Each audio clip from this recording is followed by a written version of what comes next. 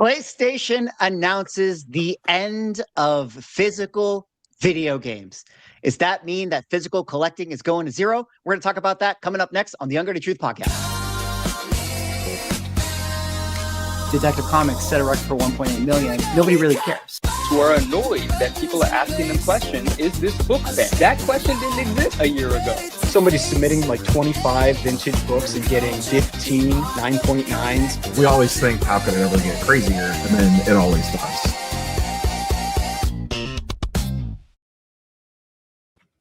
Ladies and gentlemen, welcome back to the #1 collectible show in the universe, The Ungraded Truth. I am Swaggle Haas, joined by my co-hosts, Neo, Rob, Cards and Comics, Ryan, Automatic Comics, and Manu, the 99 Newsstand. Gentlemen, it was 4th of July weekend. Happy 4th to all you guys. How was the long weekend here? What did you guys get into? Still on my fingers, so that's good, right? I saw some videos that it gives me hope for the future of the youth in our country, where they're still launching bottle rockets out of places they shouldn't, going out there doing that. So yeah, that was fun to see. I got into a fist fight in downtown San Francisco, got arrested, but was let out the same evening. I'm just joking. I did nothing. Oh my God. I thought that was real. You know what's funny about that little bit of a story? I was actually in San Francisco as well. And after I went to my friend's 4th of July party, I was driving home. And as I was driving home through downtown, someone threw a firework in the middle of the street. The one that's supposed to go like up into the air and blew up, and like the firework washed over my car. Oh, gosh. And luckily nothing happened. But if something happened to my car, I might have had to get into that fight that you were talking about, Manu. Damn, man, it's crazy out here. Do you have anything like a camera? Like, because I mean, I feel like that could be like a viral video, if you've got like that shot going over your car. No, sadly I don't, but I did wish I got it on film, because it was pretty crazy. Kind of like all of the crazy topics that we have to get into tonight. We're talking about PlayStation ending physical copies of games. We have to check in on what's going on with Absolute Batman. Apparently, there's some aspect to this that's making the book go crazy out there, and we have some receipts that we have to pull up for a couple of our panelists, and we're going to get into many other stories, some 9.9s hitting the market, comic books having a big auction coming up this next week. So lots of great stories. Shout out to everybody in the chat for hanging out with us today. But before we get into those stories, we have to still do a little bit of housekeeping. Guys, the Ungraded Truth YouTube channel needs your subscription. You got to head on over to our YouTube page, which actually just hit 17 subscribers. And our most recent video about Magic the Gathering got 13,000 views. 13,000 views is kind of crazy.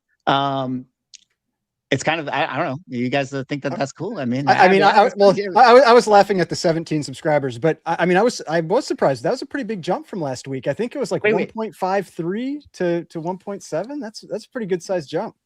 That's pretty good. Wait, did I actually say 17 as opposed to 1,500? Oh, got it. Yeah, you've basically been a mess since this podcast started.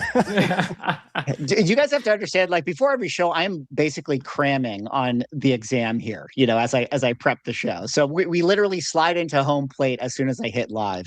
But the Ungraded Truth YouTube channel, head on over to the link in our description, guys. Give it a sub, and also head on over to our Spotify page.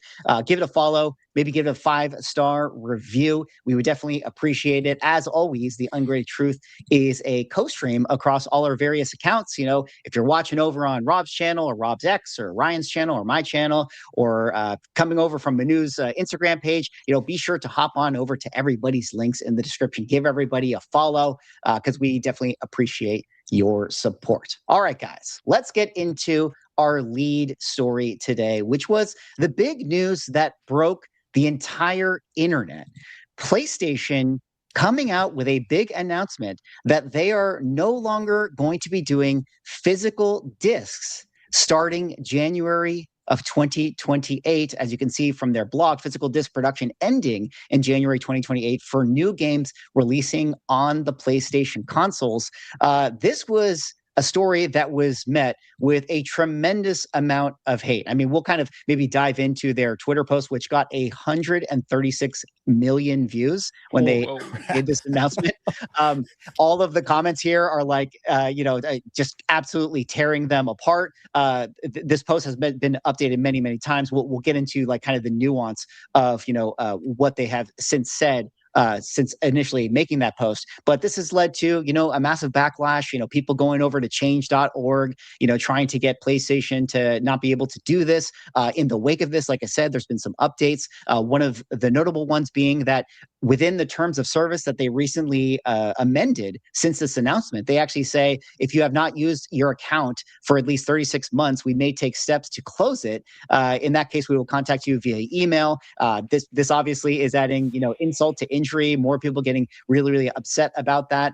And there's been also reports about PlayStation deleting, certain movies off of the digital network, which kind of brings us all into this mad world of, the digital environment and like not being able to have physical media, which, I want to steer our conversation because, as it relates to what we discuss and everybody who is in the chat is probably most interested into the collecting aspect and what it means for collecting. But before we get into that, guys, just kind of opening it up to you. When you heard this story, what were your initial thoughts about PlayStation ending the physical copy? Who in their right mind thought it was a good idea to have the back-to-back stories of getting rid of physical discs followed up by, and we're taking these movies away from you that you purchased? Like, who in the PR department was like, hey guys, we have a couple announcements to make, like we're just going to do these back-to-back? Was it just like, let's rip the I feel like Band-Aid? that's like the right and left hand, like not knowing what the other's doing. Like it's just, you almost feel like maybe that was like two completely separate parts of the company and they just made those announcements. Just bad timing. Cause yeah, it doesn't seem like that was well planned. But like for me, literally gas on a fire. This whole thing is like, I hate the software as a service industry in general. I absolutely hate it. I've hated it ever since it started happening, when I had apps on my phone where all of a sudden they're like, we're not supporting this anymore, but we have this new version that you can pay us monthly for, like one that I had paid, a set fee to be able to have it the whole time. Like I have an app that I use for golfing, like for golf courses and that kind of stuff. And I bought it maybe like 10 years ago or 12 years ago because I saw that happening, like all this stuff transitioning to software as a service, and they had an option to pay like $50 or something for a lifetime. And I bought it then. And now finally they've told us that, or me, they're like, we're not supporting this anymore. Now you have to pay our monthly fee or yearly fee to get it. And I hate it. It's everything. It's like, it's absolutely everything that's transitioning to this. I know why they do it though. It's like they make more money. Like, I mean, that's why they do it, but it doesn't mean I like it. Yeah. Manu, did you have thoughts on this story when it hit the announcements? Yeah, I thought, what incredible timing. And what I mean by that is we have this enthusiasm in graded video games. We have record-breaking sales. We're already talking about it. And there's this conversation going on about, just games in general. Is this going to be a market that reemerges, so on and so forth? And then at the pretty much simultaneously, Sony drops this bomb on the kind of the video game community about, the physical aspect of this going away, just bringing video games back into the spotlight or continuing to keep them in this really bright spotlight. And then as a result, emphasizing physical media, which is what we all are talking about collecting in terms of the physical media representing the nostalgia of our youth and video games, so on and so forth. And this just kind of underlines that and makes it even more apparent in my mind that physical media will continue to appreciate, become more and more collectible and even investable as a result. Like whether this is a decision that Sony walks back or not, I don't know anything about that, right? And I don't buy modern video games. I don't buy much physical media in that regard anyway. So emotionally, this doesn't affect or impact me. I haven't purchased video games since I was younger, right? I'm not a gamer in that sense. I'm a rememberer. I'm a nostalgia guy.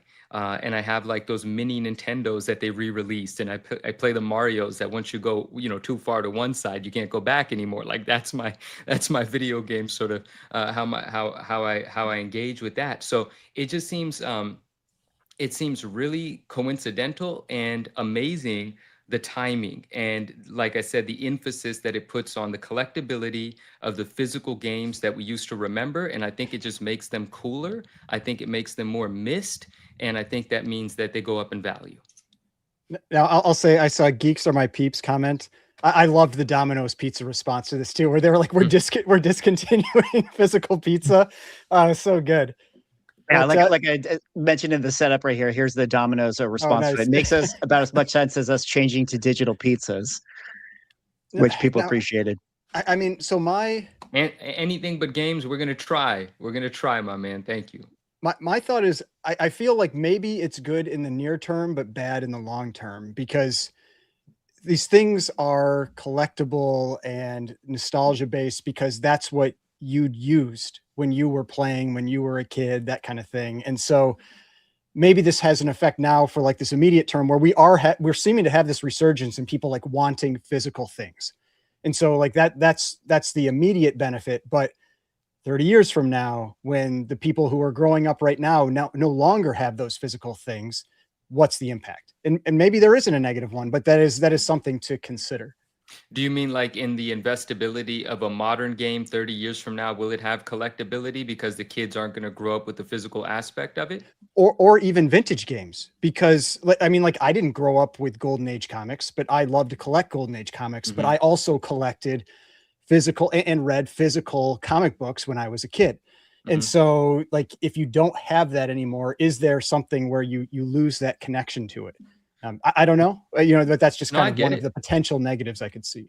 I get it. Well, let me go ahead, Mina. Oh, I just wanted to say, like, if someone's 40, 45 right now collecting video games, just a general question, like, how many years do you think that individual is going to be within the trade of video games, buying, selling, collecting, promoting, talking about enthusiastically? Like, at what age does that collector say, all right, yeah, I'm done, I'm too old for this?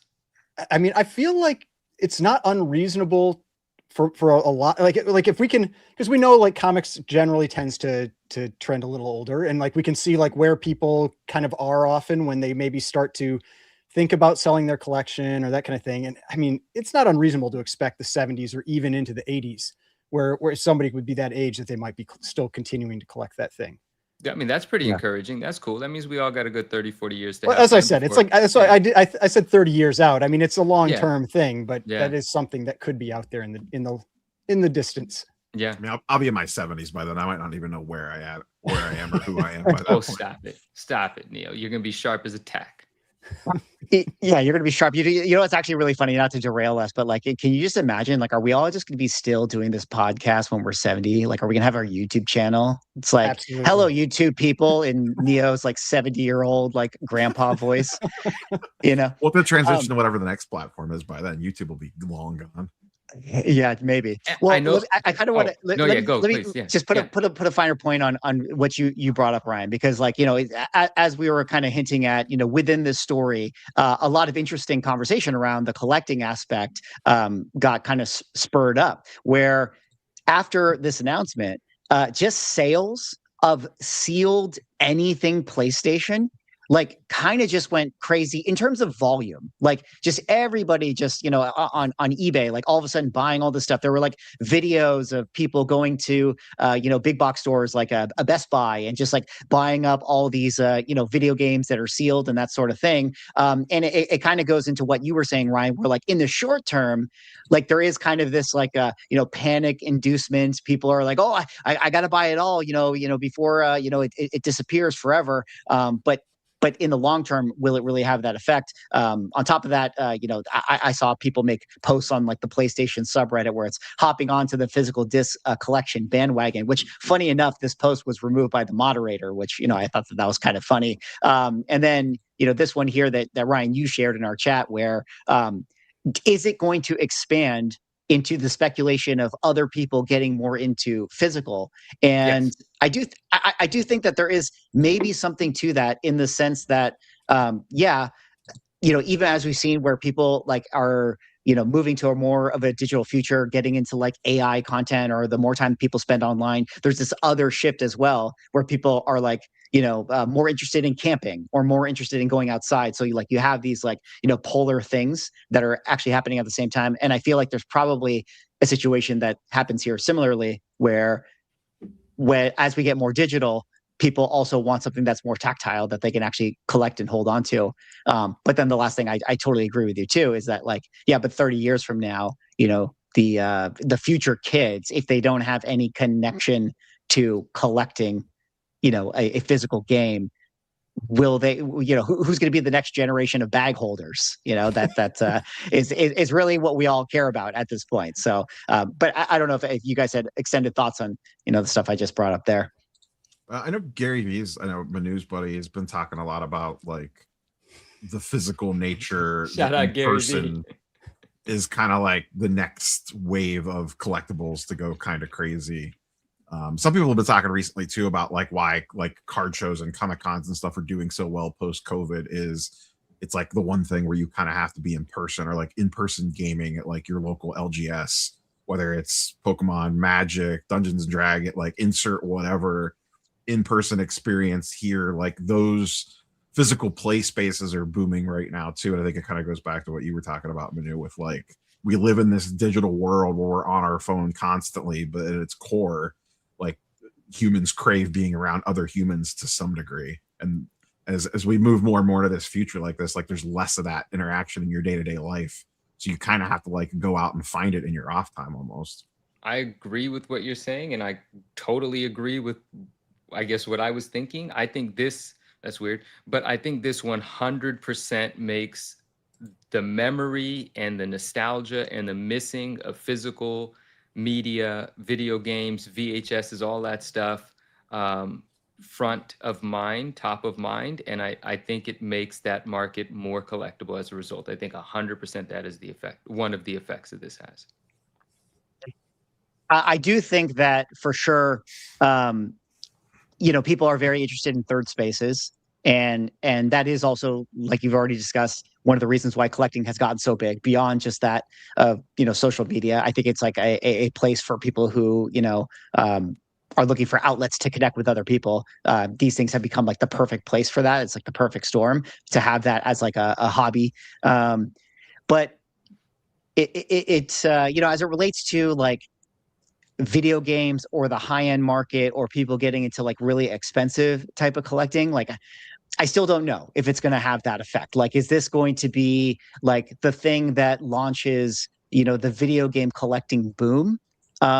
Specifically that of like sealed PSA, graded 9.8 games. Like, I don't know. Like, do you guys have thoughts on that? Like, could you imagine that this gets people on board to sealed collecting? Because effectively that's what they're going to be buying, right? Like, they're going to go to Best Buy and they're going to be buying out like whatever sealed things sit on the shelf, and they're just going to hoard it. Could you imagine that this would have that second order effect?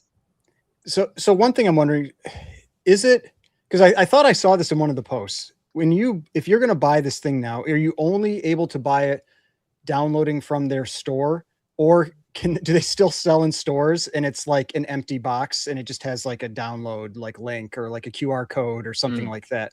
Because well, like I just think it would be hilarious, like still grading those. I would absolutely love that. Well, you set me up on something. Well, you set me up on something actually really interesting, and it kind of relates to something very topical. But GTA 6, which is like the most anticipated video game that there's probably been in over a decade, comes out at the end of this year.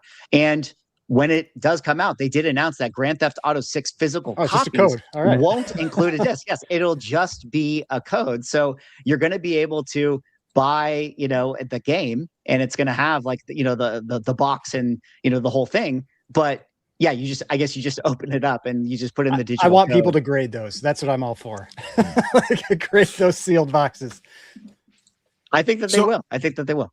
I'm surprised that the video game companies themselves are on, and maybe they just didn't make enough money off of it. Cause you think of like those collector's editions that were like a couple $100, and you would get like a master, I know this is Xbox, but you would get like a Master Chief helmet with it, or like, some huge Final Fantasy statue, or like I have some World of Warcraft 15th anniversary with a big that came in a box like this big, stuffed in an office somewhere upstairs. Like, it's weird thinking that stuff might not exist anymore. Like those big, huge. When I used to work at Best Buy, we would hate when those things would come in because they would take up so much space. Neil used to work at Best Buy? Yeah, man. I was a blue boxer for a long time. Where were you? Best Buy. I worked at Best Buy for a long time. No. I mean, what department were you in the store? started in mobile, then went to home theater and worked in home theater for the longest time, and digital cameras for a little bit. Damn, And getting then your I heavy ended my item sales career in on. gaming. Nice. In gaming, actually, Nice, very cool. but spent the longest period of time in home theater. I worked there in college, and then once I graduated, they kept me on as occasional seasonal for like way longer than they should have. And then I would just come back and work like the weekends at Christmas time just for the discount. Nice. Hmm. That's cool. Nice. Yeah, I don't know. I mean, it's important to point out that this is just PlayStation. Xbox, who has a slew of its own problems, is not necessarily jumping on this bandwagon either. So maybe there still is going to be those types of like tchotchke, like statue, comes with collector's edition physical things.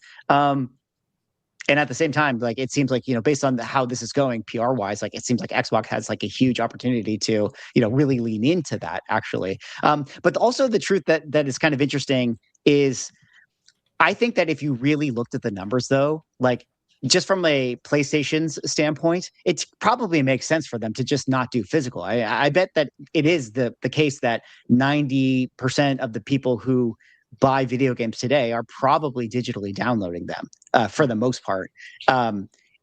So it's one of those, like, I think, Well, I mean, like how many, like one thing I still have on my computer is Steam.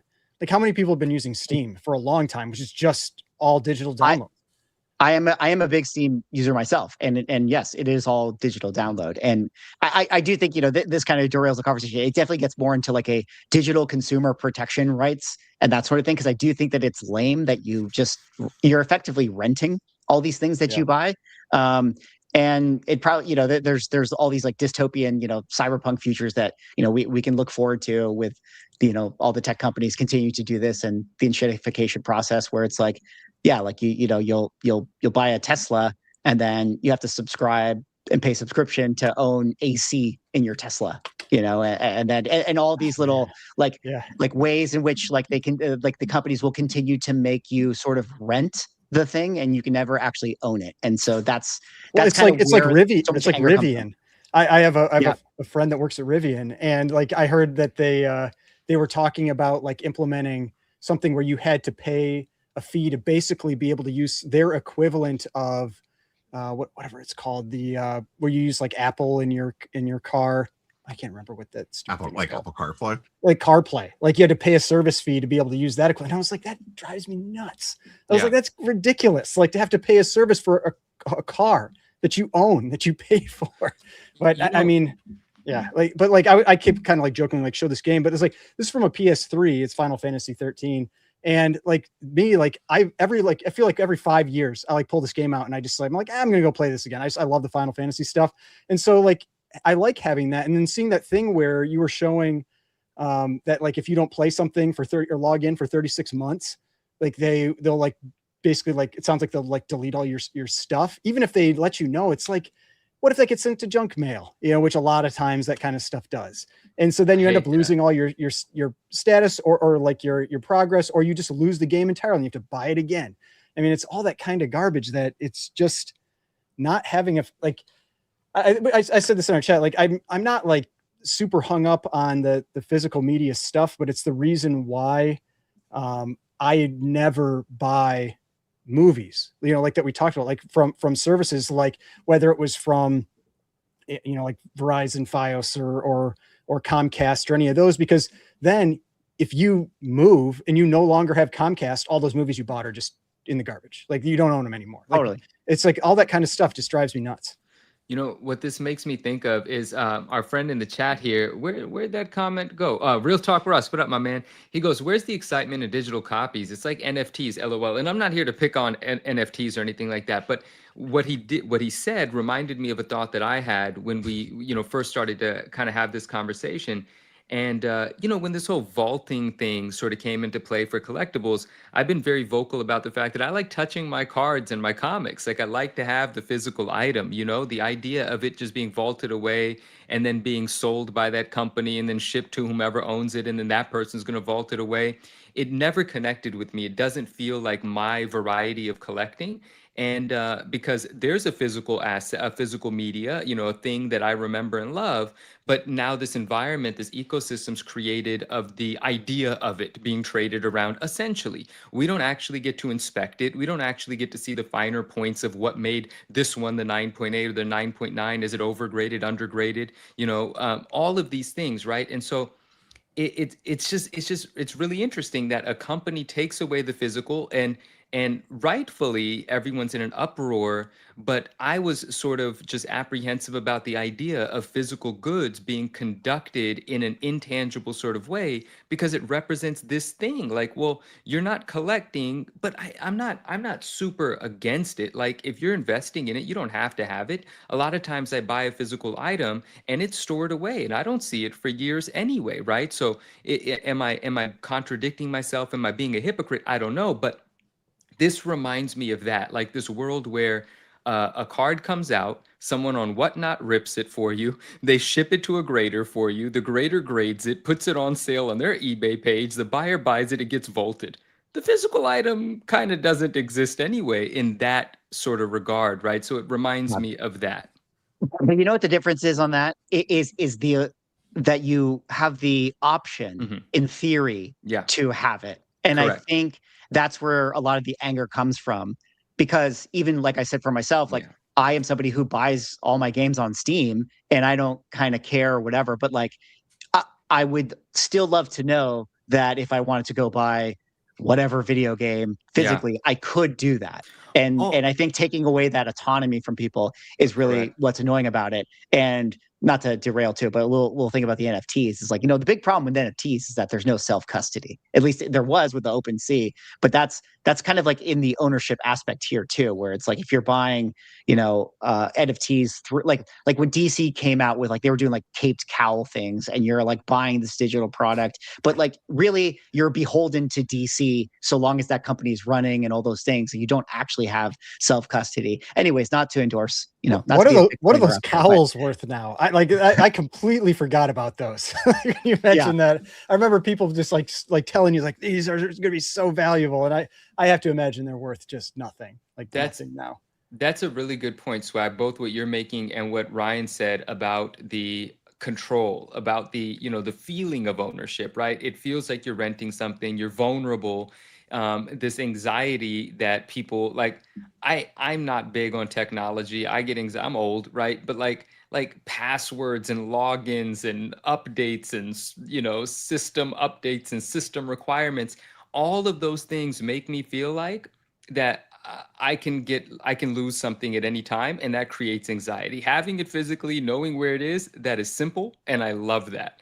Like all of our memories are stored digitally, and we're just hoping that our hard drive or our backup is working correctly in order to actually feel like we have these things. I think the younger people, anyone that's a teenager right now, is probably completely conditioned to a fully digital environment, and they don't have those anxieties. But we grew up where that wasn't the case, and all of this was kind of introduced in our lifetime. And my conditioning was not that, So anything that involves technology, I just don't feel like I have control of it. well, I think it'll be interesting.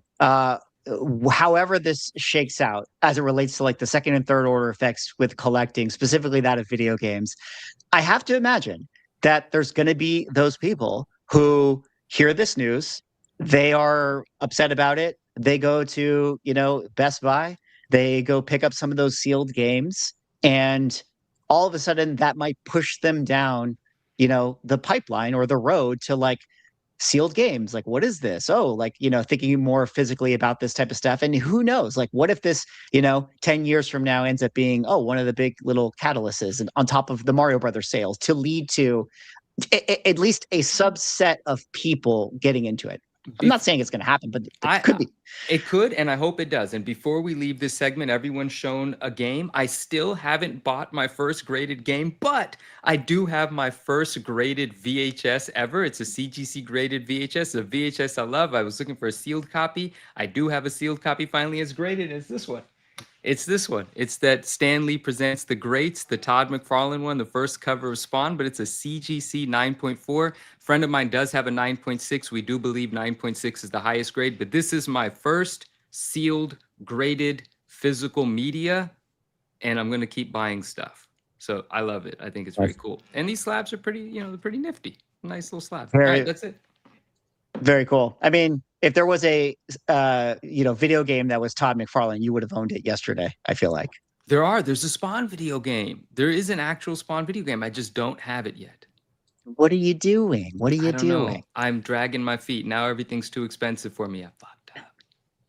All right. Well, guys, you have anything else to kind of touch on with physical media being dead? Is it over? Are we going to get a collector's boom? What do you think? Just final thoughts here. I mean, it's a good thing GameStop pivoted when they did to going full into collectibles and cards and getting out of the video game business. Well, yeah, I saw somebody's comment on that where like, is this like the end of GameStop? And I was like, I don't even know how much of GameStop's business is even in reselling games anymore, considering that's what was like basically putting them out of business like 6 or 7 years ago. So I imagine that's not a huge concern to them. Now they're like Charizard stop now. Yeah. Right. All right. Well, it's interesting to see, what happens with this. We'll have to keep our eye on it. We'll have to talk more about graded video games in the future. But until then, we got to move on to our next topic, which, here on the Ungraded Truth, we always give you the truth. And we are not shy to pull up some receipts from time to time, which in this next segment, the year isn't over yet.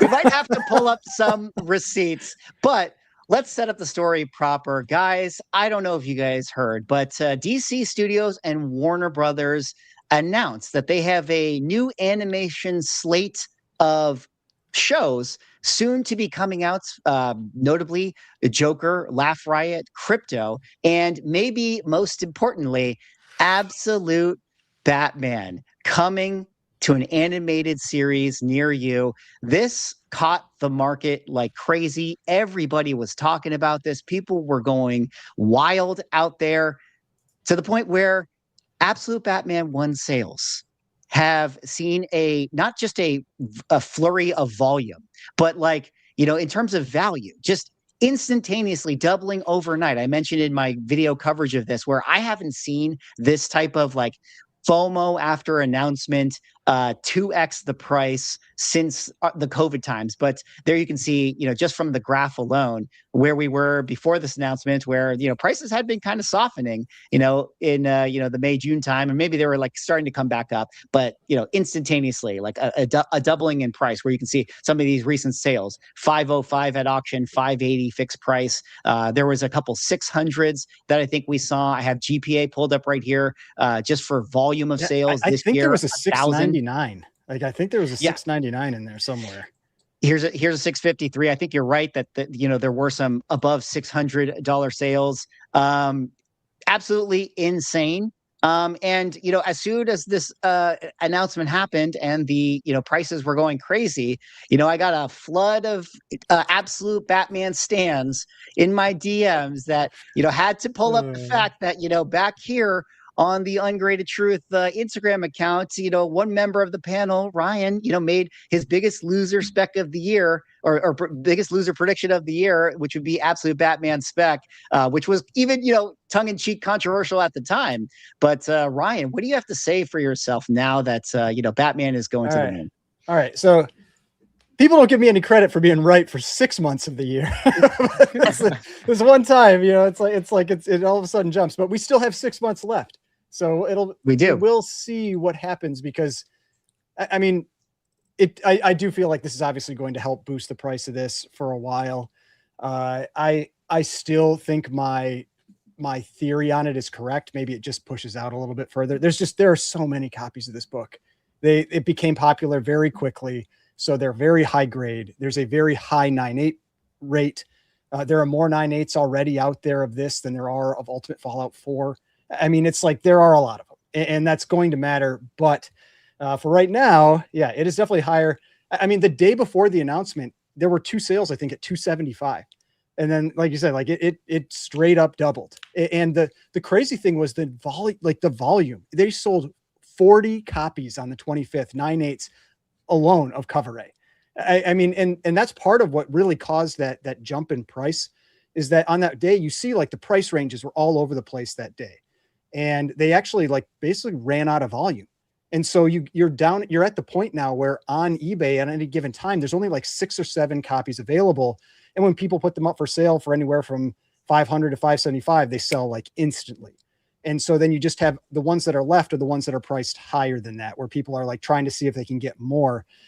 Now, what I think will be interesting to see is what the census looks like about 2 months from now. I did have somebody that commented in my comment section that they said it took them 6 months to get their recent submission back, but they use CCS to press their books. I would not use CCS. I would be sending them to somebody else and then send it to CGC. And then your total turnaround time would probably be like 2 to maybe 3 months at the most. And I imagine we're going to see a big increase in census at that point, because now we've jumped up in price again. Because that was the thing, like it had dropped down to that like 250 to 275 range. And the benefit of grading had largely diminished because people were selling raws for 150. And so you could just sell it for 150, or you could risk going for the 9.8 and getting 275. So people just sell it raw. And so even though we were still seeing about 50 to 80 new 9.8s per week, we weren't getting the over 100 anymore. And I imagine about 2 months from now, we're going to start seeing like 200, maybe 300 a week. I wouldn't be surprised at that for a little while, based on these prices that just happened. But hey, we'll see. And like I said before, like it's win-win for me, because I got my competition with Manu right now for dork number 1. And right now, Absolute Batman's looking pretty good. You're looking good. Here's what I want to add to what Ryan said. This is all fun. Like, I love this, right?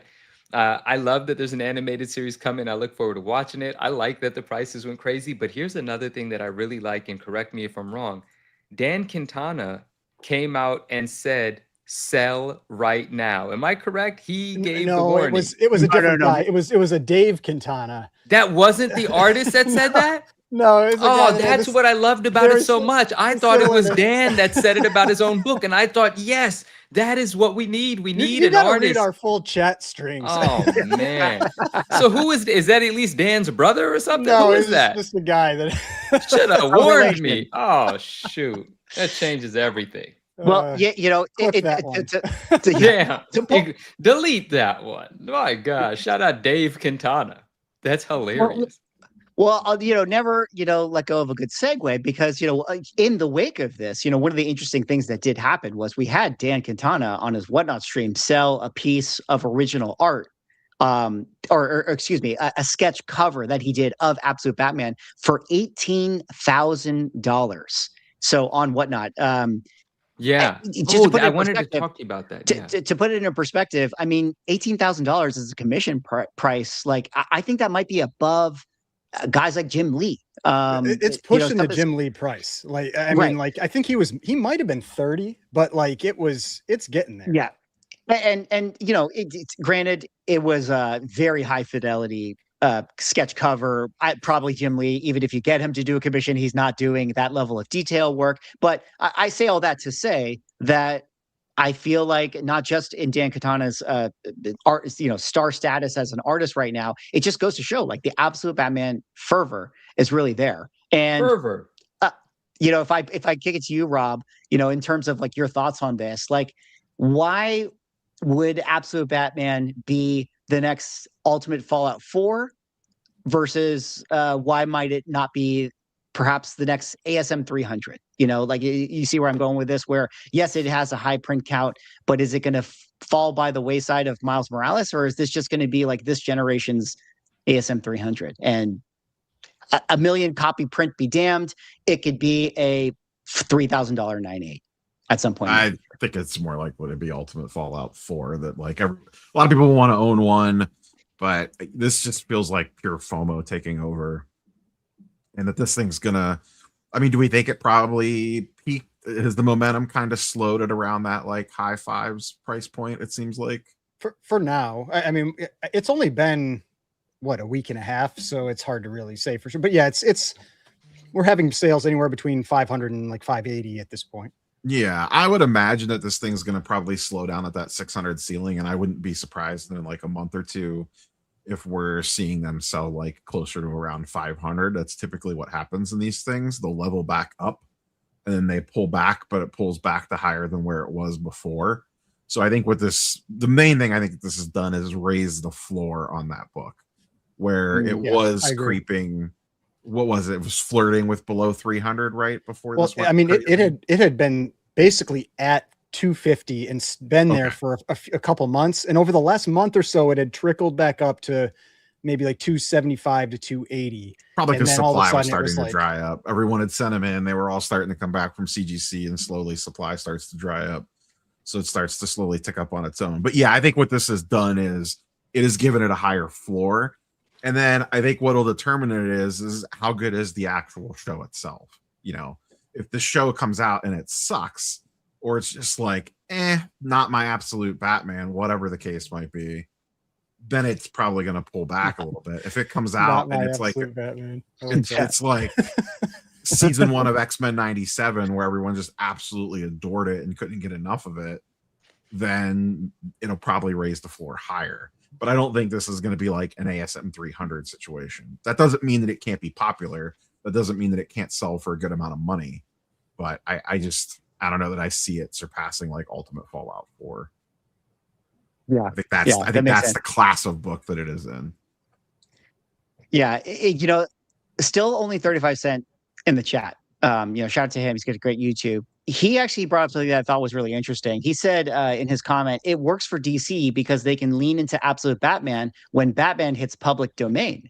Public domain for Batman is around the corner within like less than 10 years, I believe it is, because Batman, is 1939? So, something soon. And yeah, it is interesting if DC is thinking to themselves, hey, this Batman is going to be open to whoever. So let's really lean into our absolute Batman version, because that's the one we still control. And maybe they're just going to ensure that this is the Batman moving forward. I mean, what do you guys think about that for Not My Batman? I mean, it's not a bad idea or a bad thought in how they do it, but at least from what I understand, you can use so many variations. I'm definitely not a copyright lawyer, but any little tweak they do along the way seems to give them, more time on what that Batman, or I think with Mickey and that kind of stuff. It's the design, the very specific design that was used at that moment in time is now public domain, but the one that was used 5 years later when they, transitioned to something else, that one's still up, you can't use that. So that can be maybe a little tricky, but it never hurts for them to have another popular version of that character. Yeah. Yeah. Well, speaking of needing more time, one of the books that probably needs more time, as you guys hinted at, this ongoing bet that we have for Absolute Batman is Dork #1. I feel like we probably should, cross our T's and dot our I's here. But if you guys have not been in tune to where Dork prices are, actually been kind of trending back up. After the initial surge earlier in the year, they were at 263, went all the way down to 182, but a little bit on the incline, back up to 229. Last couple sales, 230. So I think that seems like it aligned with the Dungeon Crawler Carl stuff. I feel like that almost feels like that's associated with this. You could be right. Obviously, Brett Bean, creator of Dork, has ties and connections to Dungeon Crawler. You guys know that's something I can't talk right now. Has ties to it, and that is one of the craziest book properties there is right now. And also, coincidentally, I do think got a animated show announcement of some kind. So you do have to wonder what may happen if Dork gets its own animated series announcement, which I feel like is got to be in the cards. But what do you guys think about? I think Manu has a shot if this gets an animated series announcement, because I have to imagine the print run on this is way lower.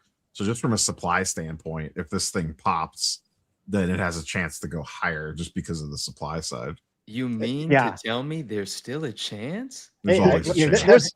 there's 6 months left. You're an you know? influencer, Like, Manu. You could just move this market yourself. Listen, it I is definitely an easier one for you to move if you wanted to. I'm It's a lot trying to less be co- good. I could be buying a couple copies just so I don't have to give you $100, spend a couple thousand, don't give you 100. Seems reasonable to me. But you know, I'm trying to be good. I'm trying to let the market do what the market do. By the way, I'm still embarrassed about what happened with the Dave Dan thing, and I was going to redeem myself, but no one asked me, do I think that Absolute Batman is Ultimate Fallout 4 ASM 300? So forget it. I won't give my Wait. opinion on that. I'm just no. I He's was salty hold on. now. I was You can bringing. chime in whenever you want. Well, Nobody I was needs to trying to tell you that. Manipulation, Derek says. I'm going to manipulate the market. Oh, that's good. That I is like good that. right there. I have to say, Manu, I was trying to set you up because I was bringing in the dork Oh, my price bad. to have you have I to talk gotcha. about it, and Yeah. then you get the floor now. So let me hear your thoughts on Absolute Batman as far as it like, is it going to go the way of UF4 or can it go the way of like say ASM 300 for this generation? Well, my question about that, I kind of wanted to just dive into that conversation a little more in a dorky sense. Oh, pun intended. When you're comparing it to ASM 300, do you mean like the longevity of its desirability, or are we, because technically it can't represent the same sort of 9.8, because the thing about the ASM 300 9.8 value is it's less than 5% of the overall 30,000 graded, and that's Okay, so, not going to be. well, that's good information because here's the thing. A lot of times, guys, as I'm drumming up these conversations, I'm kind of expressing what I've seen other people say. I see. Yeah. And something that I've seen people say is like, this is this generation's ASM 300. Dragoda is McFarlane.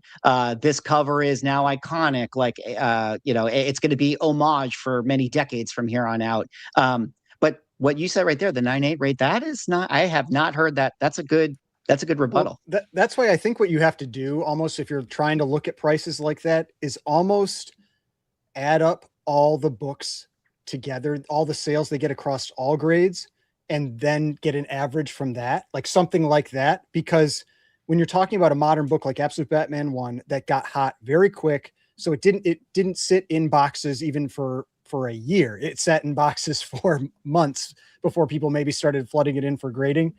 That everything is going to be 9.8 or 9.6 for the most part. Like probably 95 or 98% of the books are going to be 9.8s or 9.6s.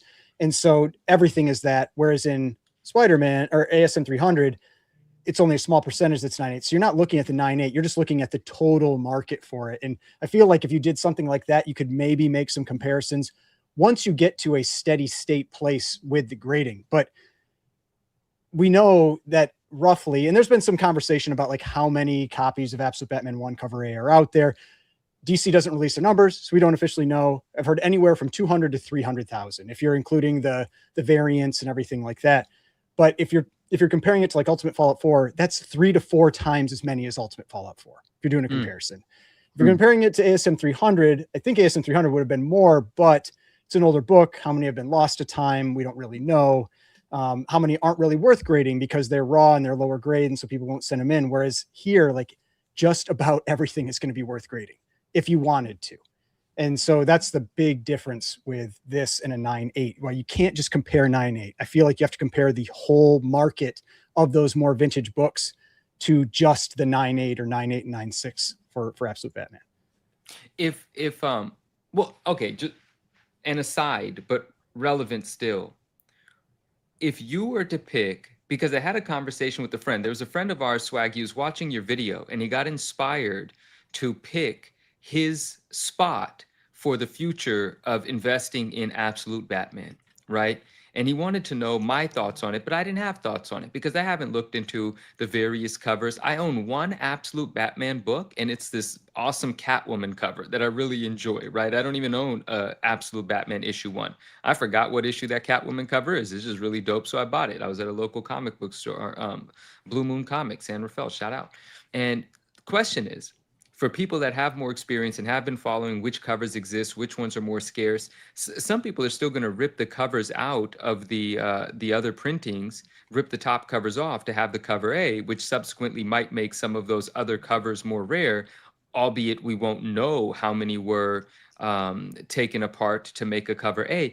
But the question that I need to just get to is, which book would you pick if you were investing in one book to just make sure you have a hedge?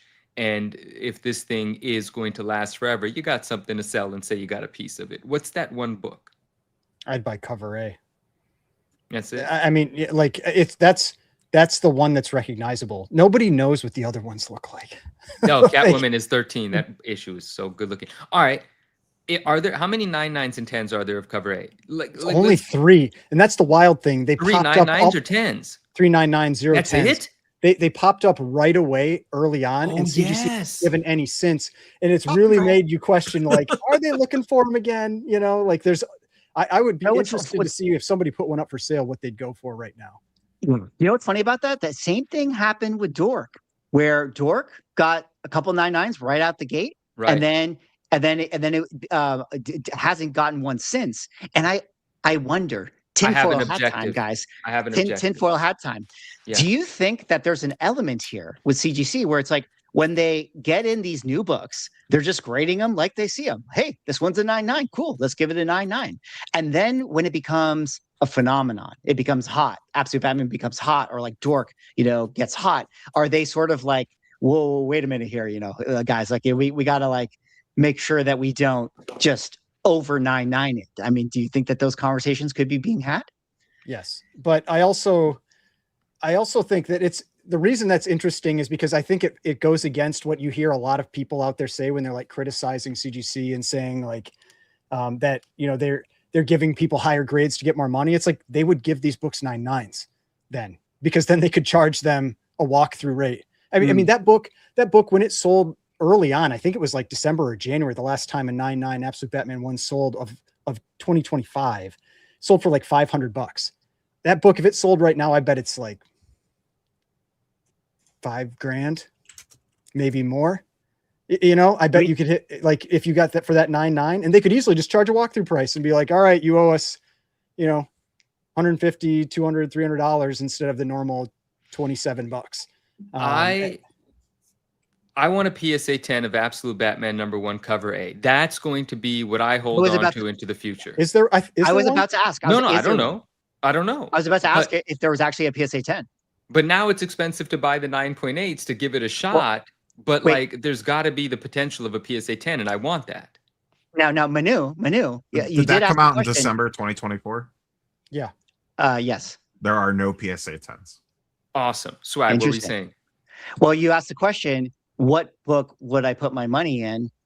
Yeah, the A cover. However, I think that the ash cans are getting completely overlooked. Because talk to us about those. What's that? I pulled them up right here. Absolute Batman was first announced at San Diego Comic-Con in 2024. And in 2024, they gave out an ash can edition, which has the black and white of the cover A. It is the shape of the ash can. And you can see right here from Go Collect's numbers, currently only 116 universal copies that are 9/8 grade. And the most recent 30-day sale for the ash can, $500. So people are out there. That seems like a better buy. I'm with you. Yes. That feels like a better buy.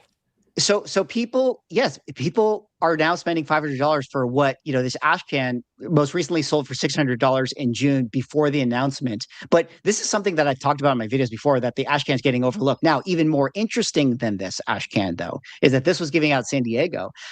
I could be getting this wrong, but this is what I understand it to be. But it was something like this. There was a panel at San Diego Comic-Con that year, and I do believe Scott Schneider was on the panel. And at that panel, if you attended, they gave out an ash can, which was the foil version of their ash can. And it's got, this kind of look right here. And this one is even less copies out there.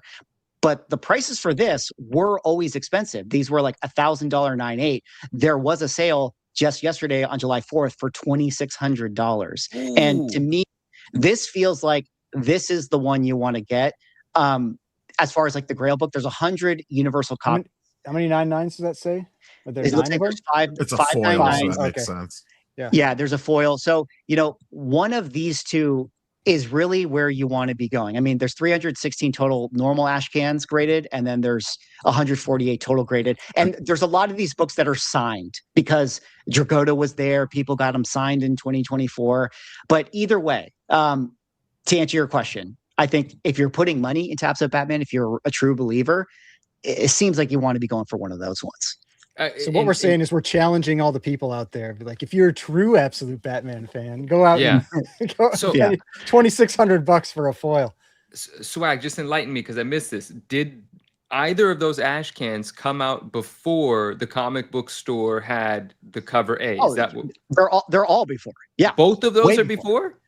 Yeah, way before. Okay. You could have told me before this episode. Damn. I mean, but Really? neither Really? of them are the first appearance, though. Like neither of them are the first appearance. First appearance is that like all in DC no. or whatever. Even better. They came out before the first appearance. No, they came out before the first appearance.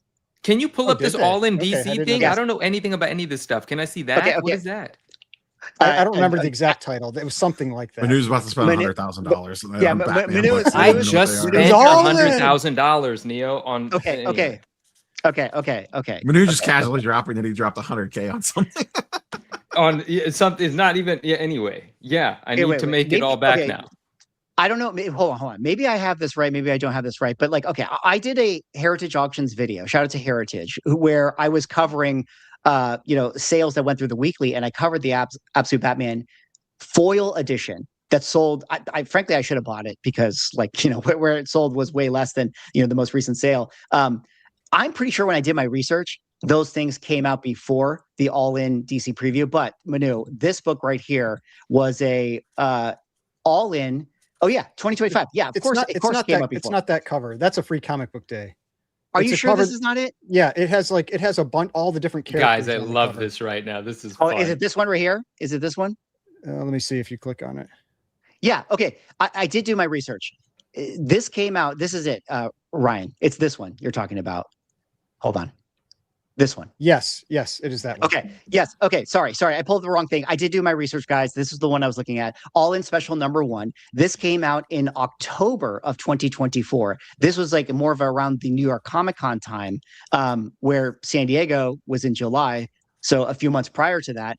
But yes, Manu, so this was technically the first appearance of the all-in universe. That included Batman. So some people out there in the market try to pitch this as like, this is the one you should get. I still think the ash can is the one that people should be getting. That ash can is amazing. It's already covered. So that's the back cover that's got Absolute Batman on it.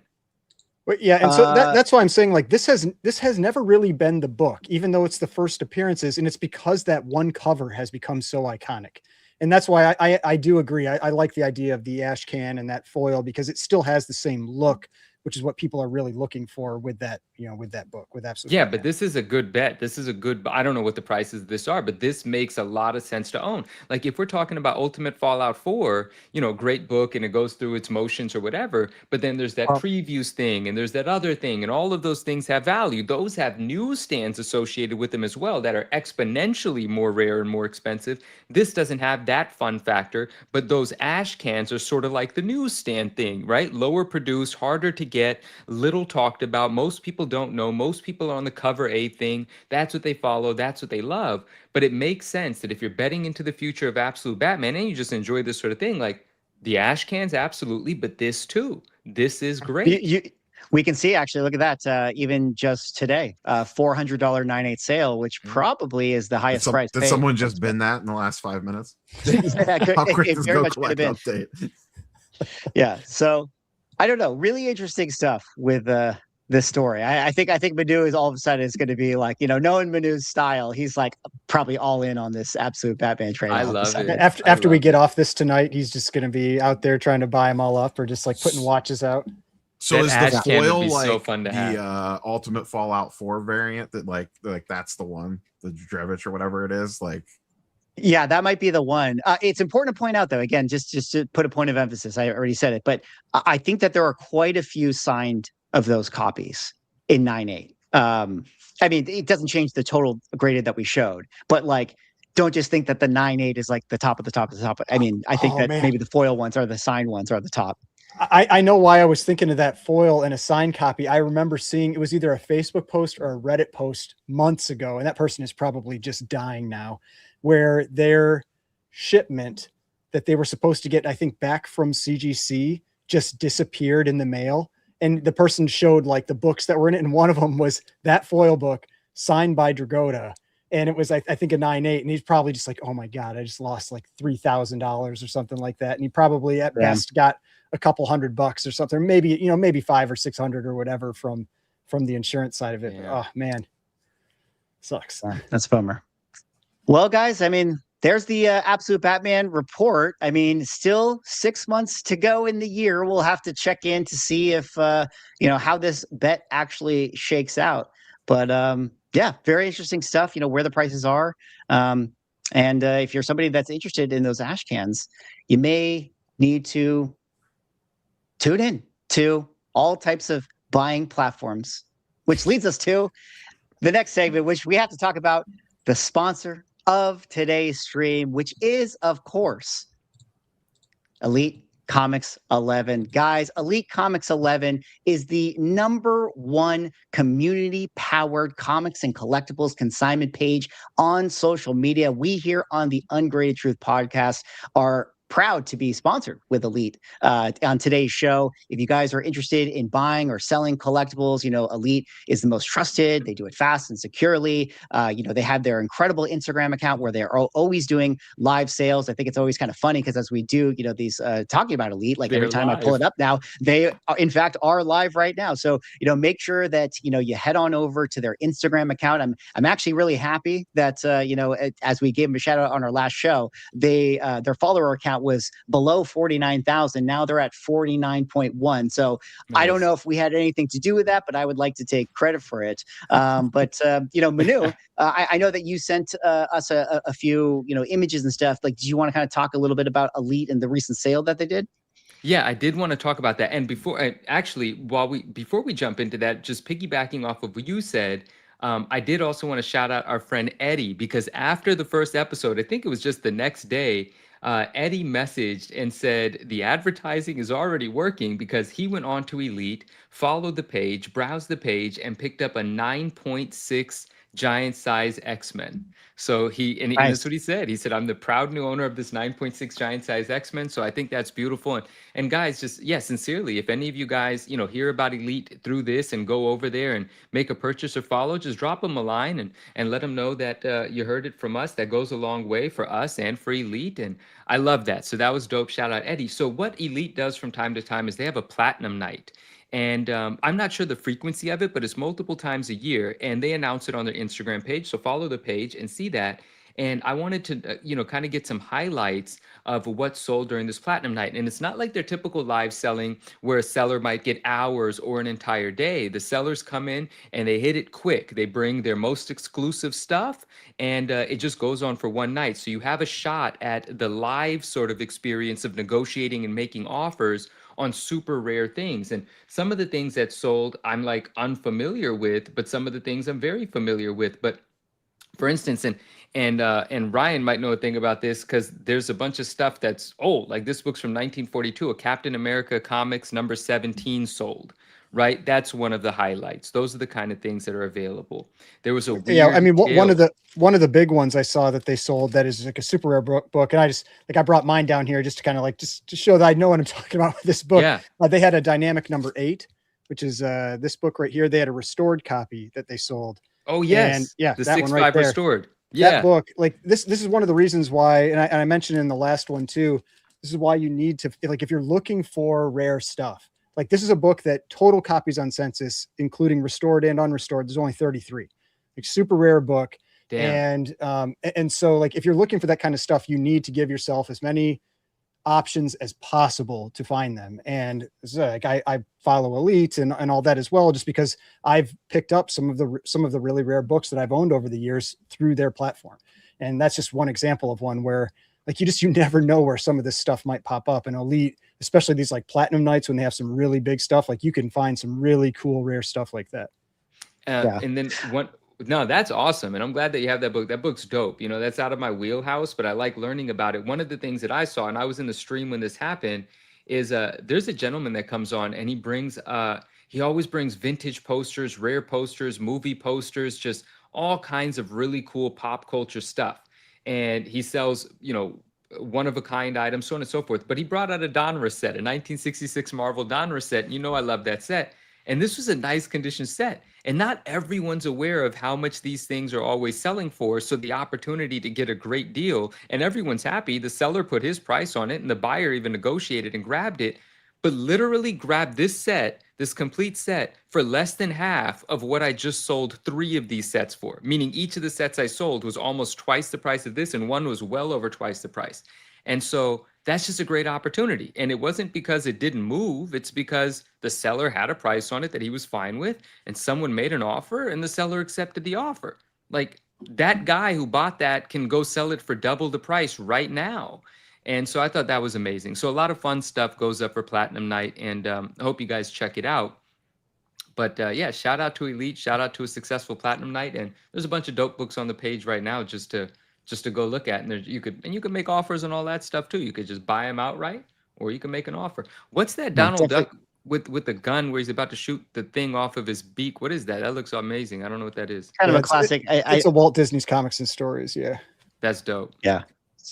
Yeah, so if you guys don't know, of course, gun safety, Elite Comics 11, amazing Instagram account. Definitely go give them a follow. They're posting books every single day, all kinds of, stuff from, expensive, rare things like the dynamic comics that Ryan was talking about to even, some, affordable keys, like even just like this Silver Surfer #3 right here, 5.5, 275. Sounds like, that book is way undervalued. My favorite villain book that there is. And I cannot believe the prices on it. But Rob, let me kind of pull you in a little bit. These guys are talking some books. Let me kind of see. I'm going to find There's actually one I want on here, but I don't want to talk about it. No, just buy it right now then. Write a claim on it right now. I just pulled up the page and was scrolling, and I'm like, oh, I've actually been looking for that. That's hilarious. Actually, this is an interesting one. Let's have a little debate right here, because we got an ASM 252 in a newsstand for $6.49, and then the Marvel Secret Wars 8 in a newsstand, a 9.6 Canadian price variant. Ooh. But there's always been kind of a big debate here, where it's like, which one's the best black suit, comic to own. 252, bro. Yeah, I love 252. I own both. I think it's so much better. But give me the 252. A lot of people disagree, though. A lot of people love the like jazz hand Spider-Man. But I mean, they're both good. I like the throwback to AF-15 though. It's an AF-15 homage. It's 250. It literally came out before Secret Wars 8. It's not like it's tied in the running. Secret Wars 8 just gets the credit for being like the origin story, but it's told after the release of 252. Is that another thing I'm saying during this episode that's completely wrong? I don't think so. I think that I'm actually no. It is confirmed 252 did come out before, but it had been a big debate in the community for some time. I mean, 252 came out way before. Good. Yeah. Thank goodness. Yeah. The question was always about Marvel Team Up 141 and that other and the Spectacular Spider-Man 90. Like that's where like kind of the question always was. Correct. But, yeah. I mean, hot take: the best black suit cover is Web of Spider-Man. #1, Charles Vess. Yeah. Love that book. If you're just talking cover. Yeah. Dude, that is actually one of the best covers for sure. And maybe Elite will have it posted next. But guys, definitely go give Elite Comics 11 a follow. They once again are the largest, most trusted community-powered comic and collectibles consignment page on social media. Definitely, if you go over there, if you find some good stuff, even if you're not ready to buy anything or consign anything, they're just a good follow, like keeping up on the market, 100%. Seeing what's out there. So go give them a follow. Shout out to them for sponsoring the show tonight. We definitely appreciate Ali and the team over there for being a fan of The Ungraded Truth, as we are a fan of his page. Absolutely. And Swag, let me just mention, that was beautiful, but I think it's worth mentioning. There's 2 books that we talked about on the last episode. I feel like I stuck that double axle landing right there. You know what I mean? I was feeling he was bolts. He was bolts on that. I'm sorry, but I want to give you a little bit more credit, because there's 2 books that you continue to highlight, and we talked about them, and they both sold. That Iron Man with the quotes, right? We talked about it. That got claimed. Okay, big nice book. And that Lethal Protector Black Error. also got claimed. So both of those books we talked about, I'm just saying it's worth mentioning that they were available and now they are not. That doesn't mean that someone saw the episode and went, but they're No, gone. they totally saw the episode and went over. No, they Listen, definitely saw the episode. We talked about both of those books, but the more poignant point there is the good stuff shows up and it gets gone. Both of those are gone now. True. Listen. The ungraded truthers, okay, the army that we got, you know, we come to play, you know, we put that money on the table, we say claim. That's it. That's the, Neo, that's the go claim that book. have. What are you doing, That's Neo? Go get it. Have, you know, I do want to see him claim it during the show. That Would you do Nah, it, Neo? I Would think you I'd do have to it? put an offer in on this one. All right, well, Talk shoot on the the offer, show. shoot I'll the tell offer. you guys what it is. Oh, all right, But cool, anyway, cool. that was fun, Swag. Thank you for that. That was great. Yes, guys, follow Elite, please. We mean it. We're not just saying that. It's a good place to follow, and let them know we said hi. All right. Well, we got to go over to the next topic. Unfortunately, Rob, you're going to have to lock in for this one because this is in your wheelhouse here. But we did a show a couple weeks ago talking about PSA's backlog. Well, we do have some updates on that from show host himself, Rob. Made this post right here, the PSA backlog tracker. Can you kind of wax poetic a little bit on this one and kind of give us the rundown and update of what's going on with PSA these days? Well, them along with pretty much every other grading company had a record-setting month this month in regards to stuff graded. But they shaved 2 million off already. They graded 2.5 million cards in June, which is a new all-time record for them. And Jesus, yeah, now it's down to 12 million. The target goal is 5 million before they reopen. So assuming that they continue to expand capacity as the year goes on, we'll probably see some value tiers open up in early to mid fall, like October-ish maybe. I don't think it's going to be wide open. My guess is they do some sort of tiered approach where the more expensive stuff comes online first, and I'm sure it'll be throttled. Otherwise, they'll end up right back in the same situation they're in right now.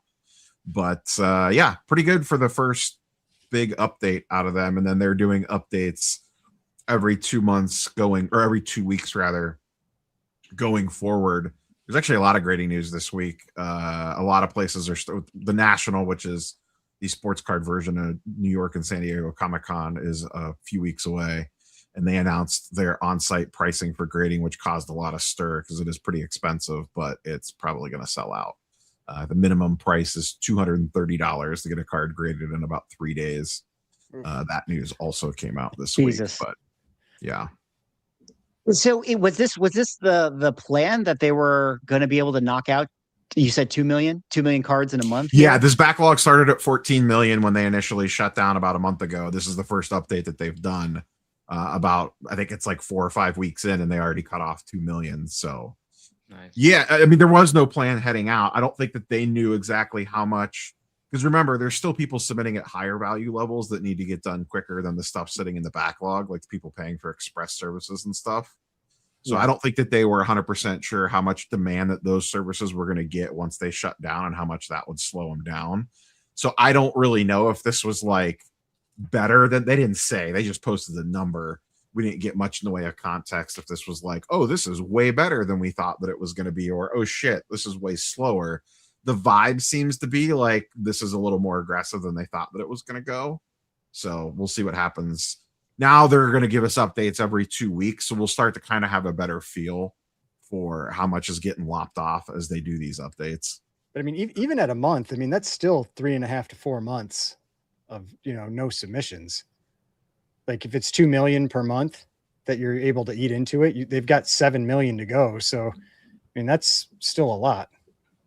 Yeah. So you're probably going to like 3.5 months ish, which would put you September, October. I mean, we're really not that far away from the fall when you really think about it. And the unknown is how much do they expand capacity? I mean, it wasn't that long ago that they were only grading 2 million cards per month, and now they're grading 2.5 million cards per month. Like if you pulled up the gem rate and looked at the month by month, like they were in the low 2 millions, I think, just like a couple of months ago, and now all of a sudden they're already at 2.5. My guess is by the time this wraps up, they're probably going to be close to 3 million cards per month that they're outputting, or at least capable of outputting. What's the kind of sentiment check after, this kind of announcement? Is this like a PSA has been tinfoil hatting, this they did this to increase the prices in this like 4D chess level thing? Or are people like, yay, PSA is the best, they're fast turnarounds and we love you guys again? I mean, anytime you're talking about PSA, there's always a segment of people that are like, F them and get the pitchforks and torch pretty quick. And yeah, they'll go down every rabbit hole humanly possible about like, this was intentional. They don't want to bring value tier back. This was all just a big scheme to raise prices. The national pricing is very divisive. Some people are like, this is, oh my God, this is the stupidest thing ever. What the hell are they doing? Nobody can afford this. And then I'm kind of in the camp, which I guess has been a hot take, that they probably priced it too cheap at $229 per card. So yeah, that's right here, right? Yeah. So it's PSA. It's going to be divisive no matter what. They're going to have their hardcore truthers that no matter what they do, people are like all in. And then there's going to be the people that are the exact opposite that are like, F those guys pretty much no matter. They could like give every kitten and puppy a home in the country and people would still hate them. It wouldn't matter. There's just like that segment. And then there's folks in the middle that are just kind of like caught in between of like, man, I just want to grade some cards at a reasonable price. Can you guys figure your shit out? Well, that's what I think is kind of funny, where people will, if people are saying things like, oh, it's a scheme to raise prices, like they can raise prices if they want. There's nothing that's like holding them back from being able to be like, oh, this is the new price. Like they're a private company. They can do whatever they want. This is not a required public service that they're like keeping from people. It's not food or water or anything like that. It's like, I mean, they'll charge what the market bears. They're going to make as much money as they can. And I'm sure they do still want to keep things like value tier, because that's how you keep having that large volume is their moat. We've talked about that with CGC and comics, like with PSA and cards, like that is their moat. That is the thing that other companies just can't get past. It's not that they have some special slab or better looking label, like everybody tries to claim with different things. It's the volume. The volume is the moat. Yeah. Is this, to put it in perspective, last year, is this pricing 10% higher, the same price compared to like on-site grading, or did they bring on-site grading back? I think last year on-site, the cheapest tier was $150 per card. Don't 100% quote me on that, but I am pretty sure that is accurate. Okay. So for context though, and this is where I say that it's too cheap. Right now, express service is $150 a card with the same declared value to send in, to mail it in. And it is 4 to 6 week turnaround time. So that's $150. So you factor in, it's going to cost you at least like $8 to $10 to ship it, because shipping's like ridiculously expensive now. And that's just on the way there. And then it's also PSA shipping, return shipping is expensive. Like we talked about earlier with CGC return shipping pre-show.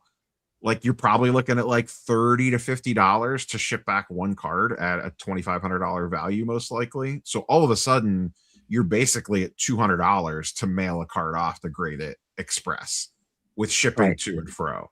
And now you're talking about, for an extra $30, you just get to have it back in 3 days while you're at the largest card show in the world that you can instantly walk it around, sell it, trade it, flip it, do whatever you want to do with it. To that point, and you could take this ball and run with it. Like the play seems that you would want to be kind of figuring out like, okay, like, well, what is the World Cup going to shape out to be? And is Lionel Messi over by the time the national rolls around? But if it's like, let's say Messi repeats, Argentina repeats, like, you're talking about like, okay, do I have a card? Can I get it slabbed, like to your point, like instantaneously, and still capitalize on the post-week FOMO of that World Cup, I mean, there's a ton of different angles there, both in sports and TCG. A lot of people are scouting cards already to take and do this, or like buy BGS. Like they'll look to see what the margin is on a BGS 9.5 or like a CGC 10 or an SGC 10 and a PSA 10. And they'll look to gobble those up and then, risk it for the submit for crossover and try to get the PSA 10 and like arbitrage that while they're on the show floor. Like that absolutely happens as well. So there's a ton of Right. different angles that people go into with the on-site grading when it's available.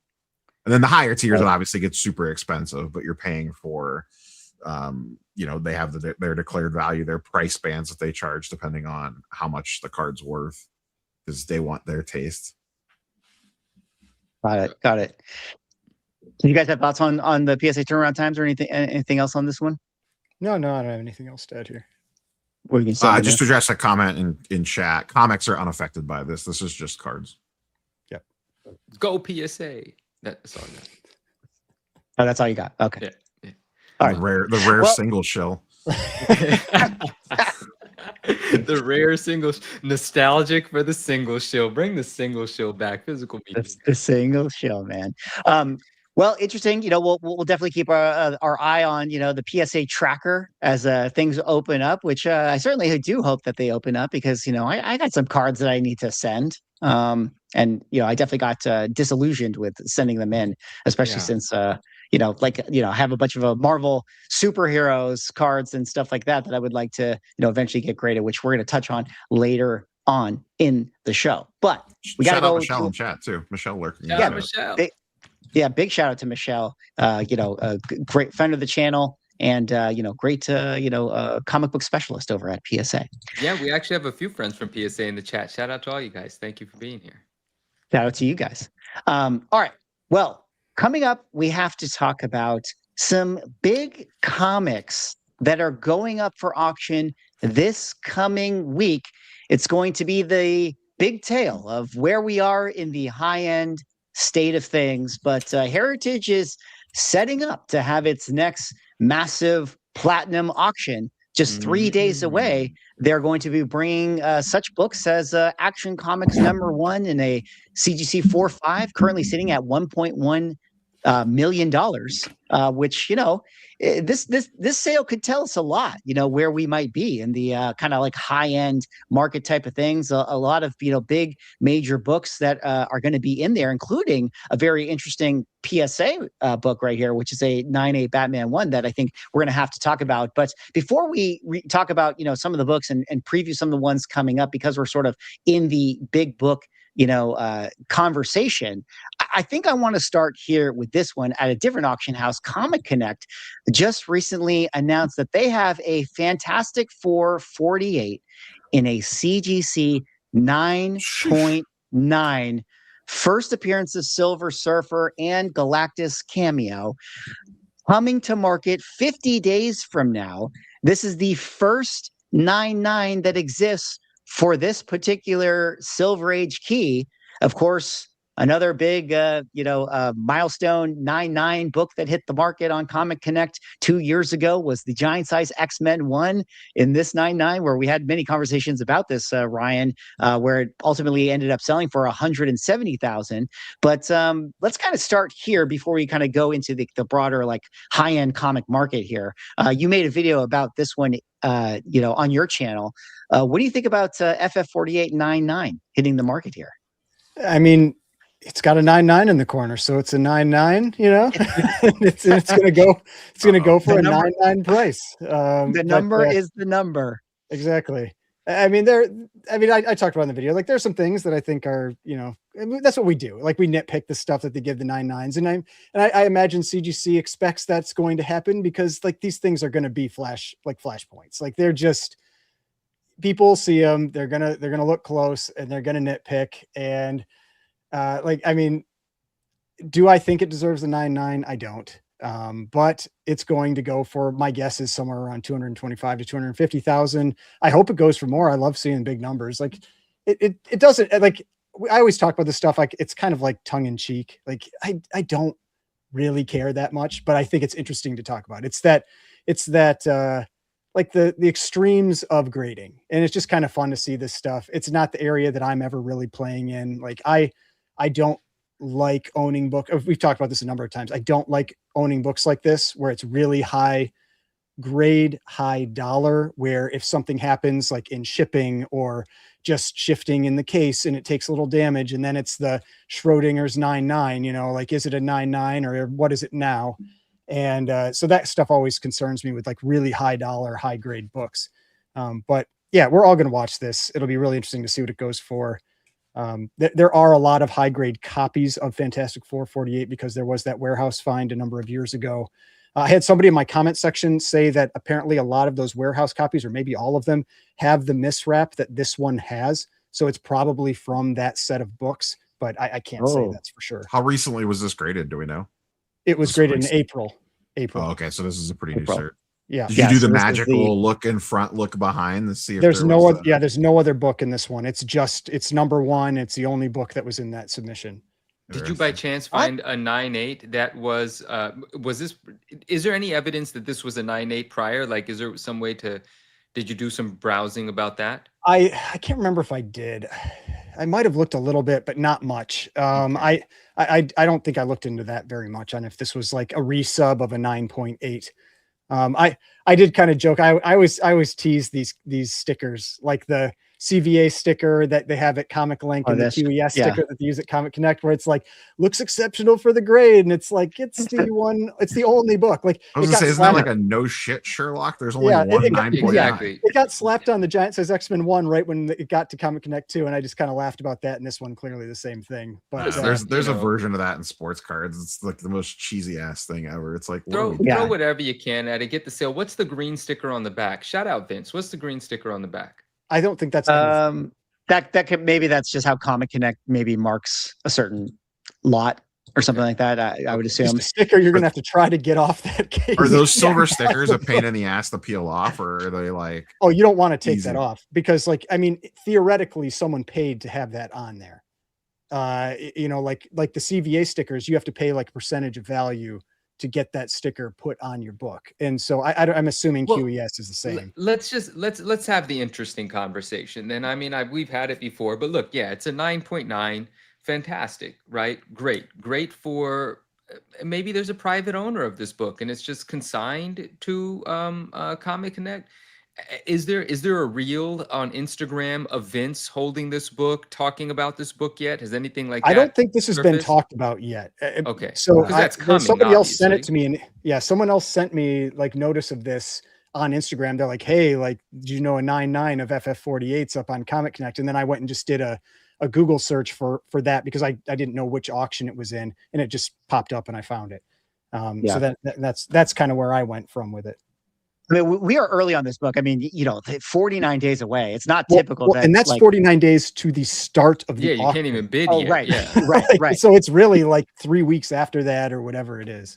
Well, I must think that, you have a marquee item like this, and then, maybe Comic Connect is thinking like, well, shoot, we got to sell this. We got to build an entire auction around this thing now. So like they're sort of thinking, how do we get a bunch of high value books to surround this thing? But sorry, Manu, go ahead. No, I got nothing. Like, I'm just thinking here, when you have a 50-day lead and then the auction begins, and the auction's presumably 2 to 3 weeks or something of that sort, right?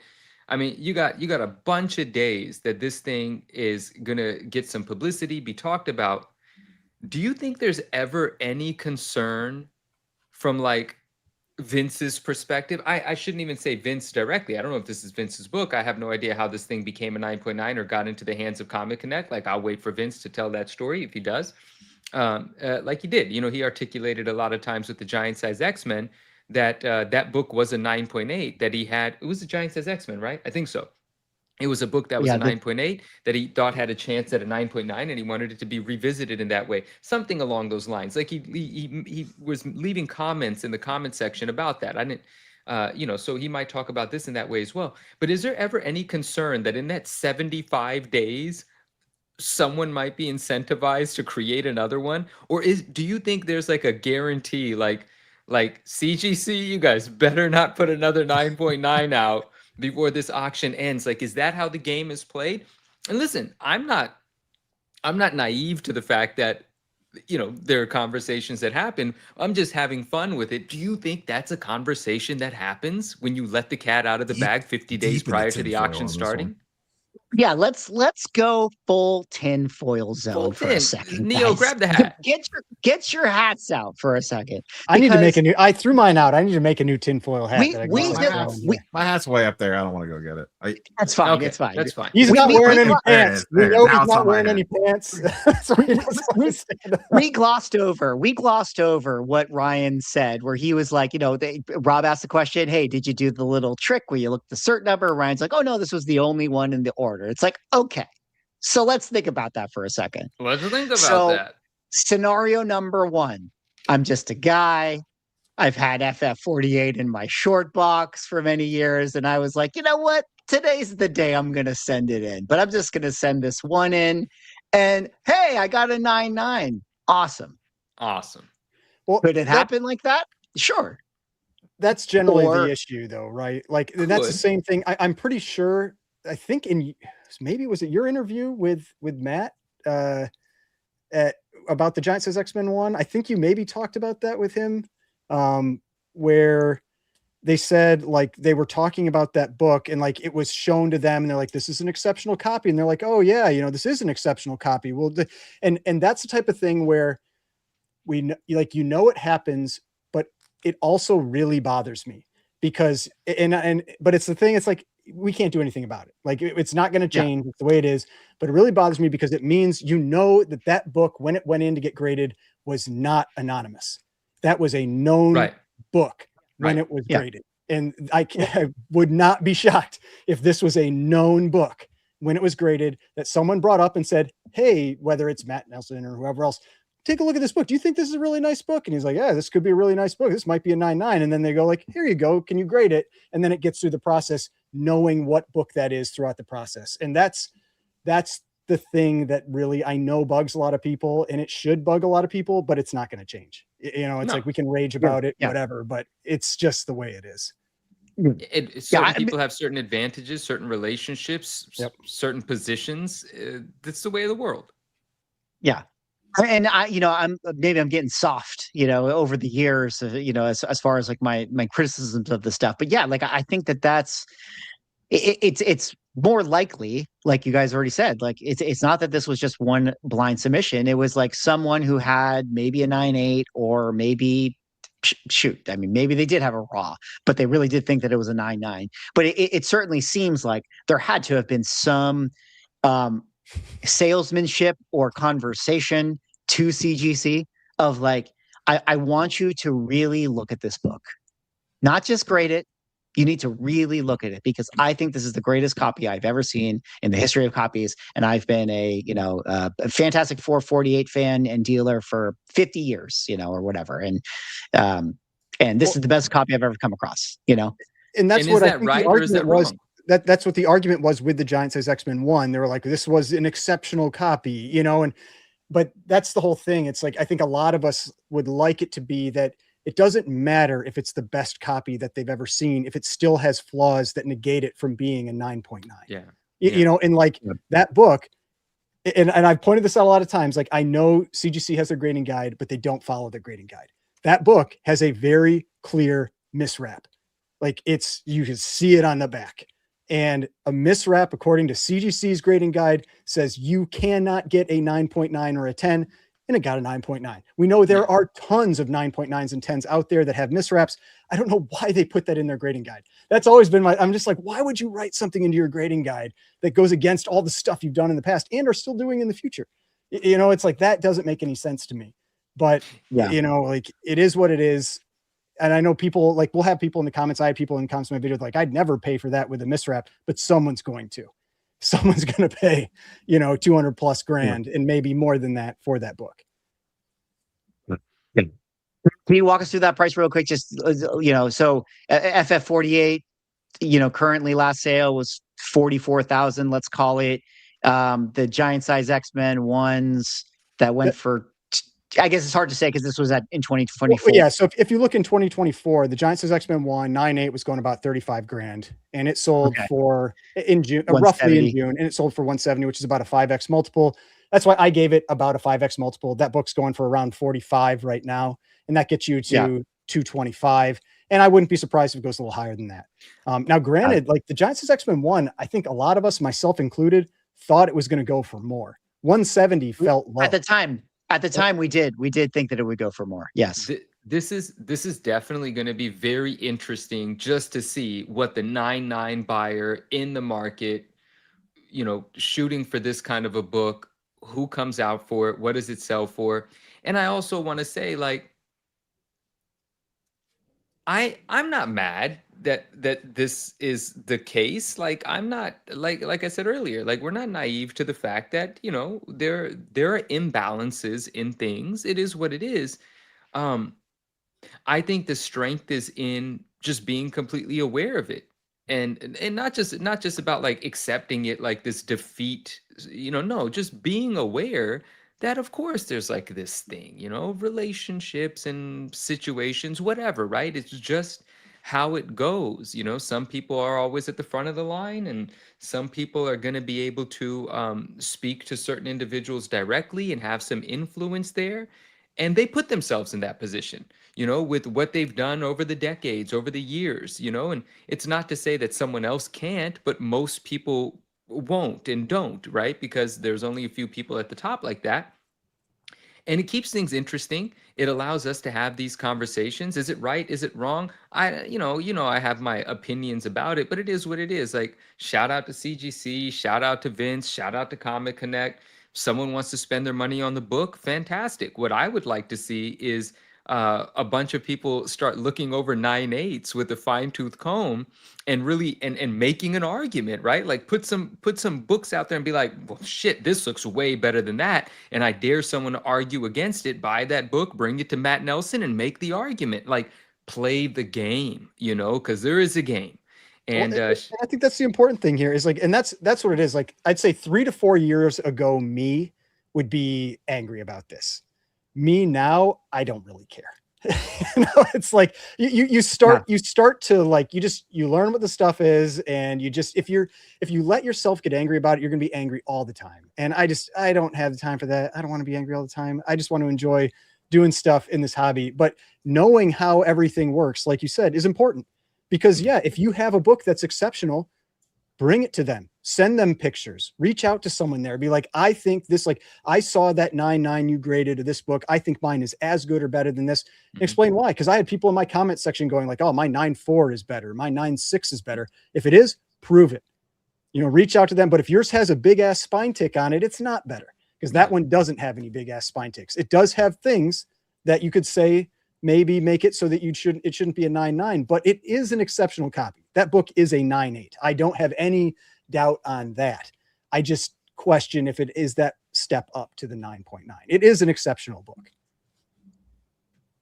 Well, beyond just that, you know, just to wrap up our conversations around the high end, you know, bringing it back to Heritage Auctions here, which, you know, has some interesting books coming up for sale. I don't know, Ryan, if you spent much time thinking about this Action 1, but just to me, as far as where it sits, where it might end up, you know, I think a 3.0 sold for 1.5. And I just wonder where the high end market is at right now. And this is going to tell us, I think, a lot.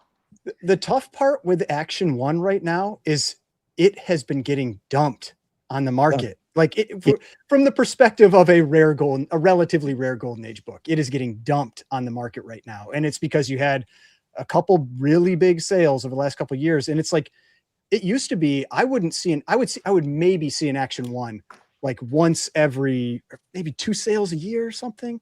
Yeah. I feel like I'm seeing them almost every major auction right now, whether it's restored or unrestored. Like, we just had the Rocket copy sell on Comic Connect, and it actually, I feel like it was not a good sale. It was like 2.76. And the last sale was like 3.2 or something along those lines for that exact same book. Or the same copy, yeah. And so given what we've seen with other Action 1s on how well they've done, there's no way the person that sold that book was happy with that sale. Like, there's no way. Yeah. And so that may tell you that we're now getting to a point where maybe there's just a few too many that are popping on the market. And who knows, maybe that was just one lower sale and someone got personally, I think someone got a great deal. I think if you had $3 million to blow on an Action 1, that was an incredible book to buy. But does that known sale now that's out there, how does that impact this 4.5? And so, it's not going to go for more than that 2.76. Like I don't see that happening. Yeah, it'll be interesting to see it. And then, I just, we'll, I'm sure, do recaps and stuff, or if there's any interesting stories that come out of this one. But one of the other interesting ones was, this Batman 1 and a 9.8. Well, granted, it's restored and it's got tons of stuff going on, but I think that's a pretty notorious book. I'm pretty sure. Yeah. Do you know about this one? I think it's one of the books that CGC wouldn't grade, and then CBCS graded it, and then it was a 9.6 at CBCS, and then it got crossed over to PSA and got a 9.8. I don't know if more work was done on it or what. What you're saying is it's that family that does exceptional restorations that CGC couldn't figure out. Then Matt Nelson, I love you, brother. I love you. And then Matt Nelson got into a little situation there, and then there was the $10 million lawsuit, big the lawsuit. defamation, Yes, the defamation case. lawsuit. They're responsible for the restoration on this book, is what you're saying? I believe it's that book. Interesting. Yeah, that's a very interesting story. If you guys don't know, in the chat, there was a group of comic book restorers whose work was so good that CGC had a hard time examining what they were actually doing, and some of the stuff was getting through CGC, and CGC eventually decided that we are just not going to grade any books that these people work on, and then those people ended up suing CGC because obviously it affected their business, and they ended up winning that lawsuit. So there's a lot of these books that were at CBCS that were restored copies done by this company, and they could never go to CGC, and it looks like some of them are now getting cross-graded to PSA. And a very interesting story. And so I think that seeing what this one sells for could be a good one to follow. Yeah, for sure. Has there been any restored CGC 9.8 sales of that book to compare it to? That 9.8 sold somewhere. Ooh, if we could dig that up, that'd be really fun to see. I swear that sold somewhere recently. As a PSA 9.8? As a PSA 9.8. Oh, shit. Really? I feel like I talked about it in a video. Like it sold for maybe it was a different one. I don't know, but are you maybe thinking about the AF-15, the 9.6 AF-15 PSA? I don't think so. It was. I'm pretty sure it was a Batman 1 because I think I remember talking about it and thinking like it was going to go for something like 70 or 80,000, and it went right around there, I think. But I'd have to check. If it did, I've got some older video that I feel like it wasn't that long ago, maybe a couple months, 2-3 months. But I don't ever look at restored stuff. How much does, depending on what the restoration was, swing the price? In a situation like, is there certain restorations that are like, oh no, no part of that, versus some that are like, okay, it's restored, but like, Ryan, whatever, I want you to run with this. Ryan, you're the guy for this. Can I say one thing before you go in? Because I know you're going to go in. This was such a fun thing to think about because the AF-15, that was a 9.6 AF-15 with all the restoration. It was just a beautiful book. A 9.6, the blue label that sold during the pandemic, which is said to have been purchased by M&M, and I hope that's true because that's cool. 3.16 million is what that book went for. And then when the restored 9.6, now this is not just a little bit of color touch, this is just like a complete, redoing of the book essentially, whatever. But it went for like 70,000, 60 or 70,000 versus the 3.16 million. Now that is this crazy example we're giving of one of the most expensive AF-15s that you can possibly buy, and what can a fully restored version do? But I mean, it was just a fraction of a fraction. In the lower price stuff, there's, and this is what Ryan will shed a lot more light on, but like sometimes a restored book is like 50% of the full value. But in these higher dollar things, it's not even anything like that, depending on the level. And this is one of those books that's restored to the extent of that AF-15. And I'm not so much talking about like the difference of price. I'm talking about like, do different types of restoration hurt the price more than absolutely others? Yeah, like there's certain things people don't like to see, and like some of the big ones are like trimming will hurt things more than other things. There's also the types of restoration that at least when you read the description, that it appears you can get back to a blue label are valued much more than one where you just can't get back. So if you've got something where it's like interior pages lightened or cover clean, which means it's like chemical cleaning or things like that, where it is never getting back to a blue label.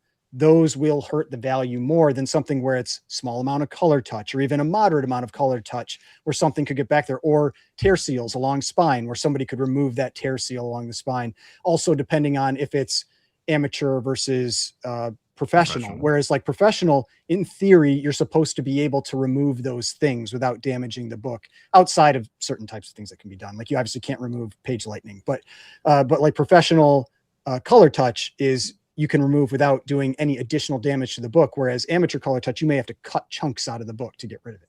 And so there's definitely different types of restoration that make a big difference. Because if you follow like certain pressers and cleaners and restorers and that kind of thing on Instagram, like Phantom Restoration, like that person, like he shows often, I think it's he shows often that, you know, he'll show the book beforehand and the book after and how close of a grade. Like I've seen books where they've gone up in grade after restoration was removed, if it was small enough, and then they could also do some pressing and that kind of thing to make it better. So there are absolutely instances where that restoration won't hurt the value all that much. But if it's in a slab, you are taking a gamble, because like there's one that I've talked about a few times. There's a PEP 22, the first Archie that someone I talked to that he used to own. And I think it said like, it was like small amount of glue on spine or something.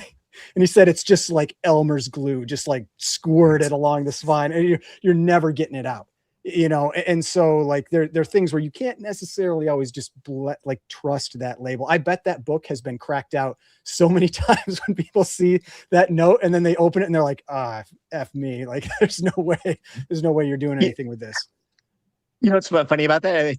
If that book has in fact been cracked out multiple times, it's just funny to me that CGC would just continue to denote it as small amount of glue. Well, and you know they know the book. Like it's such an uncommon book where they see, like somebody sees it come through, they're like, hey, there's that PEP 22 again. Guess somebody cracked it out. And it's just like, oh, we'll collect another, you know, grand grade in this thing. Yeah. Well, two other little things just to point out, you know, we'll cover this up, I'm sure, later on, or maybe on our various, you know, channels and stuff. But a giant size X-Men 1 in a 9.8 in a PSA is going up for sale. And this is one where just looking at this book, I'm like, man, they really should have whitened that cover. You know, it looks a little yellow to me from this photo. Could just be the photo, but like some blue light could have helped that one for sure. Part with the PSA label. The PSA label has so much white on it that it's like a direct comparison to the white on the cover versus I'm curious, like what's the cert number on that? Can you pull it up larger? Yeah, let's see. And it has a white page designation, right? Am I seeing that correctly? Yeah, white page designation. Nice. That's Ryan, that's a really good point. I've never even thought about that this white label gives you a direct white contrast comparison. Sure, yeah. And there's not a ton of books that really matters for, but there's some. I mean, like Avengers 4, obviously Giant Size X-Men 1. There's certain books, Fantastic Four #1, where like yellowing, like if you don't have like a direct reference, maybe you don't notice it as much, but when you have that like right in your face, you do see it. I was just curious. I did pull up the I'll share my screen real quick. Are there 9.8s of this book curious out to see there what that the PSA scan looked like compared to the Oh yeah, that'd be cool. Are there 9.8s of this book out there that are like super white, like generally speaking? That I would say so. I'm sure there are though. Yeah, just you like, can kind of like Avengers 4 there are, but there. they're few and far between. Oh, that's the PSA scan there? Yeah, this is the PSA scan. So you can see like what he's talking about with the white on the label versus the white on the book. And especially since the white on the label is this bluish white, because there is this fine blue pattern in the back that makes it gives the illusion of even being more white, you know, this ice white sort of thing. It's ice white versus it's a warm white on the book, you know, versus a cool white on the label. Cool white. Yeah. It's interesting. You know, just looking at even compared to this one, like I feel like the heritage scan is that the PSA scan? No, this that's is the heritage scan. And then here's the PSA scan. I feel like the heritage scan looks a little better. I feel like it looks yellower. Oh, I thought it looked less yellow. Yeah, to me, I think it looks yellower. The heritage scan to me looks more yellow. Is the dress pink or blue, guys? Yeah, pink or blue. But that'll be an interesting one for us to kind of keep our eyes on, just like kind of temp check of where the market is. And then another one that, you know, I think it's funny is this one right here, you know, Spider Island. We're going to get an official GPA record on a 9.8, which we had a Comic Link sale that we reported on, but what did that Comic Link one do? 20? Yeah, it was like under, maybe it was 19, something like that. So this was the Modern Grail that had been, just trucking along, still holding up pretty well, but definitely had a softer sale. And so the question is, what is the modern market going to look like after this week? Do we like this book? Does anyone buy this book? I love that book. I love that book. Yeah, it's not very covered. No, so I'm curious, really what do we think the PSA 9.8 does?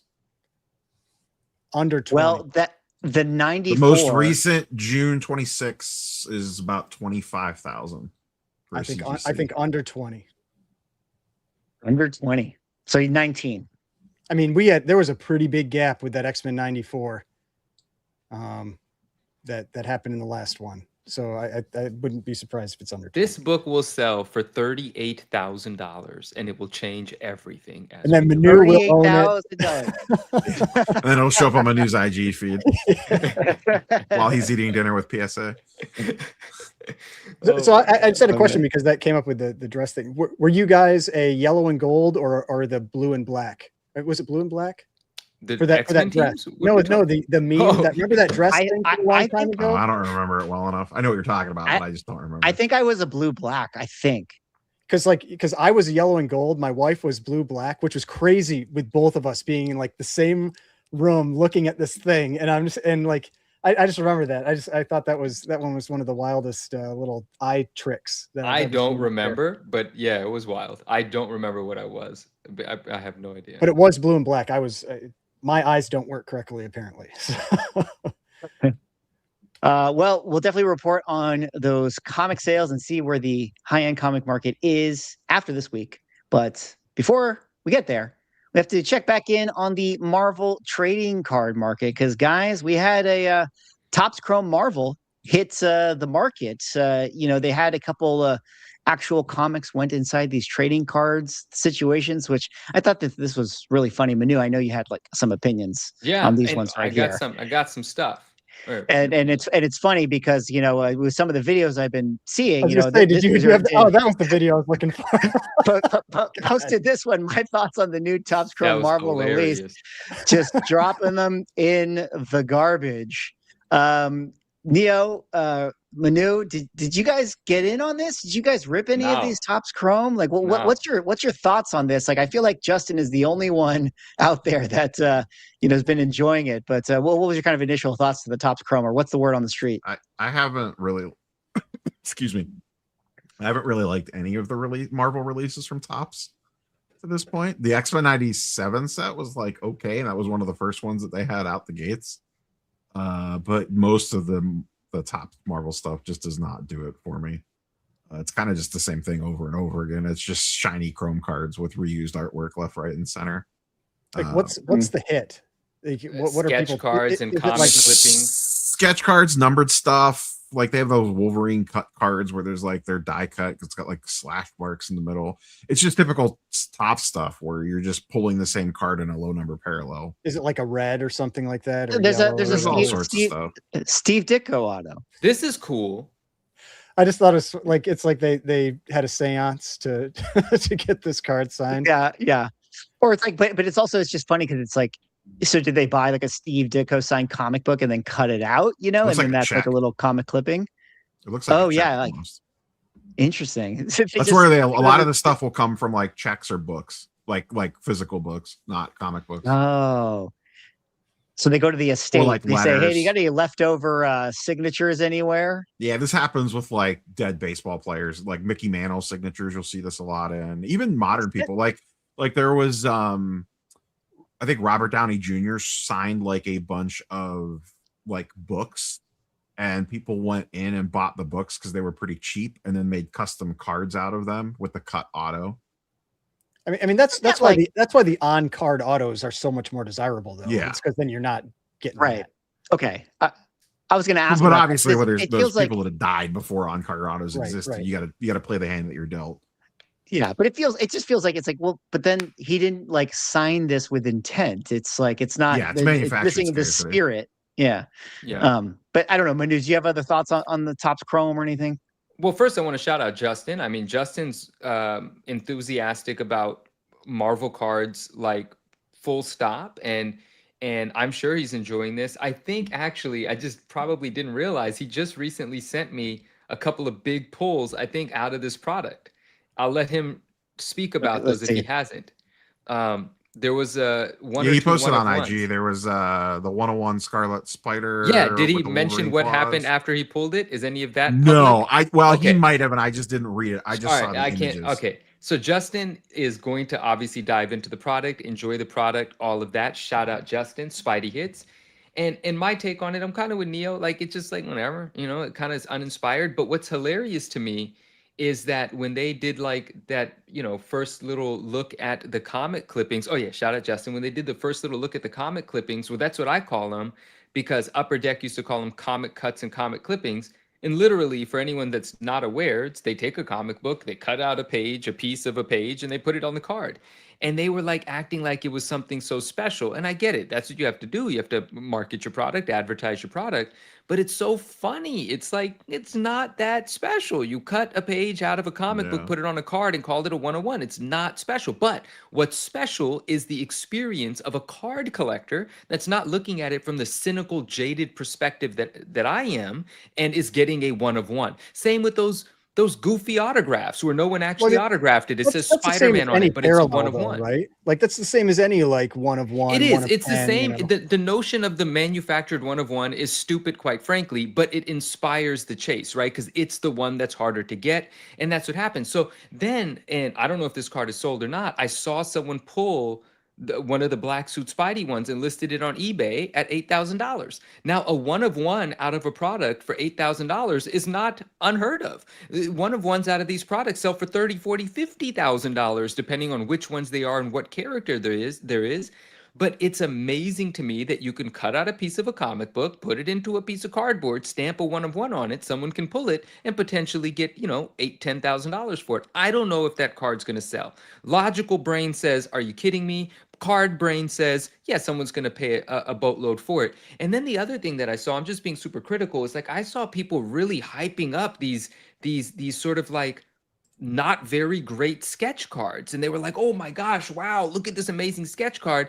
And there was one card in particular that I looked at and the background looked better than the card, the artwork of Spider-Man on the card. Now, I don't know the artist, no shade to the artist, I don't have the image of the card, so it's not like I'm defaming something that we're looking at. But the hype that surrounds a new product is just so corny. Like it's just so weird to me. It's like people get so excited about being force-fed nonsense and believing the notion and the narrative of it that it's just whatever. But it is what it is. It's kind of like when we're talking about relationships and 9.9s and 10s. This is the way of the world. If you want to make money, get involved and sell the stuff. If you don't like it, stay away. But it is fine to have an opinion. Clearly, I have an opinion. Do I like Marvel cards? I freaking love them. Am I going to engage with this product? Probably not. It doesn't have a good feeling to me. It doesn't feel like it connects with my inner child. It's just kind of gambling to make some money, which there's nothing wrong with. Like that's fun too. Pull the 1 of 1s, make the money, but have fun talking shit about them too if it's worth talking shit about them. Some of this stuff is fucking funny. That's it. You just made me laugh because I feel like Mickey, that you need something where you can have like a clip pull up where it's that guy who's like, just buy more product. Like that, like that's Oh my God, the best. Yeah. That's what I felt when I was hearing that. Yeah. I'm gonna actually make that a little thing that I can always reference to. The shout out to Red Letter Media with the just consume product. That's the best meme on the Yeah, internet. I love it. Yeah. I love it. The difference here is between Tops and Upper Deck is you are seeing the difference in the Fanatics Breaker marketing machine. Because to Manu's point, like comic cuts have existed forever. They were generally like, if you were ripping Upper Deck product, if you hit a comic cut as your hit, like if you were opening Marvel Masterpieces or whatever, insert whatever high tier product here, metal, and you got a comic cut out of a metal product, and that was one of your hit slots, there's a decent chance you would be semi disappointed about that, unless it was like a banger cut. But 9 times out of 10, if you got a cut card out of your Spider-Man metal box or X-Men metal box, you'd probably be like, all right, well, It's all right. And now the Fanatics Breaker army gets behind it. And to your point, Manu, like pumping sketch cards or whatever, or just any card that's we're kind of like, it's not really that cool, guys. And they're going crazy for it. One, it's because they don't know any better. They have no history with they have no idea what's going on with the product. Not everybody, but a decent chunk of them. And they're just pumping it because they need to sell break slots. Like it's as simple as that. Like they need to sell the break spots for as much money as humanly possible, inflate the price of the product so the spots sell for more, inflate this value and though that's not actually there. When, let's be honest, you could go buy a box of Upper Deck product that's a fraction of the costs of some of this Topps Chrome stuff. That's a way better like what are these going for? Are they like $500 a box? Still, I don't even know. I'm not sure. I was going to do a little bit of a report here. I'm on eBay sorted by highest price, and some of these numbered cards, like, I mean, maybe these are slash prices or offers, whatever, but like, I mean, $765, let's say that they're going for a few grand, some of these hits, which is, I don't even think crazy. those Wolverine cards look that great. Yeah, I don't like it either, Ryan. And if you didn't know, like, there's these Wolverine cards where it's like, it's got Spider-Man, but it's got claw marks, like it's like a 90s comic book cover. Well, yeah, aesthetically, I think that looks I like lame. the one that doesn't have them more. I'd rather bet on video games for the next 30 years than these. Can you? Yeah. What's just like a remove? Just like do a sealed box. Yeah. So I was gonna. I'm just curious what a sealed box of this goes for, because I don't remember. That's cases. We want. Yeah. Those are megas. This one right there, $389 for a hobby box. Yeah. So just under $400. What is a box of Search for Spider-Man metal go for? Is it don't put a year. I don't remember what the year is on that. If you just put in Spider-Man metal sealed box. Is this the one that was supposed to have original art as one of the inserts? Not the blaster. We're getting a lot of junk here. Marvel Platinum. I don't see one. Really, did they not sell that off? Isn't that Spidey metal right there? It's because there's that's blasters. I want a hobby box. Blasters. Yeah. Is that one right there? Yeah. 242 from Canada. Yeah, like that's a way better product for half the price. Bro, that product sucks though, Neo. Don't lie. Spidey Platinum, or what was it called? Spidey Platinum, right? Spidey Metal. Spider-Man Metal. That was such a garbage product. At least you can pull PMGs out of that versus red claw mark card. Yeah. And I will share a fun story about comic cuts in this. And wait, let me ask you this, Manu. Would you rather open a box of Dan Dos Santos Marvel Masterpieces for $1,000 or 2 boxes of Marvel Chrome for $800? You know what? This is so funny. I mean, I'm just gonna go. I guess I just opened 2 boxes of the Chrome for $800. I know, that's a beautiful looking set. I've sold art from that set. I like that set. But I don't know. My answer, I just went with my gut. My answer was like, I'd probably just pay $800 and gamble with the new thing because it's more liquid and it's selling right now. That set, if you want to make money, you're gonna have to connect with that sort of niche buyer base. You're gonna have to be on Discords and all this and all that to find the buyers that's trying to complete this, complete whatever, appreciate the value of a high tier card. You kind of have to find the educated or re-educate. With this, the education's happening all over because the hype machine's behind it. I'd rather just gamble $800 and see if I can make some money, to be completely honest, because I really don't care about anything out of those sets, to be honest. So that's that answer. Well, it's kind of interesting because, as you are talking about like this product that has just come out, again, I got to bring up Magic the Gathering, which has its Marvel superheroes. And, we checked in the price with those sealed boxes, Marvel superheroes sealed box, $427, still doing pretty good. Most recent sales. I would just much rather buy these things. Again, I'm biased, but it is crazy to see what people are paying for those hits in that Topps Chrome product compared to, I guess you could say, the chase cards for Magic the Gathering, or maybe the comic book covers. Like here's a Thanos one, outside of but like every box has a comic cover, doesn't it? Like at least from what I don't think every box does. What about that thing? I saw that video where somebody was opening that like back right. Back right in each box, or 90%. So it is guaranteed one per box. It's not guaranteed. Like it wasn't every time, but it was. It was 8 out of 10 in his situation, or something like that. Interesting. So 8. Well, Go ahead. Go ahead. Go ahead. Oh, no, sorry. This is fun. We don't get this enthusiastic about Marvel cards all the time. Well, maybe we kind of do. But back to that Spidey Metal. We were doing a stream on. Justin went crazy. Justin and a few of his friends went crazy when that thing came out, because that was a point in time where the Marvel card community was just dying for product, and that product was super late. It was like a year and a half or 2 years Very delayed late. or something, and it's all just reused art. There's nothing great looking in it. They did use a great Venom for the high tier Venom, or the low printed Venom, whatever the hell it was called. But in any case, we were doing a box break on the stream, and Alonzo was opening a box.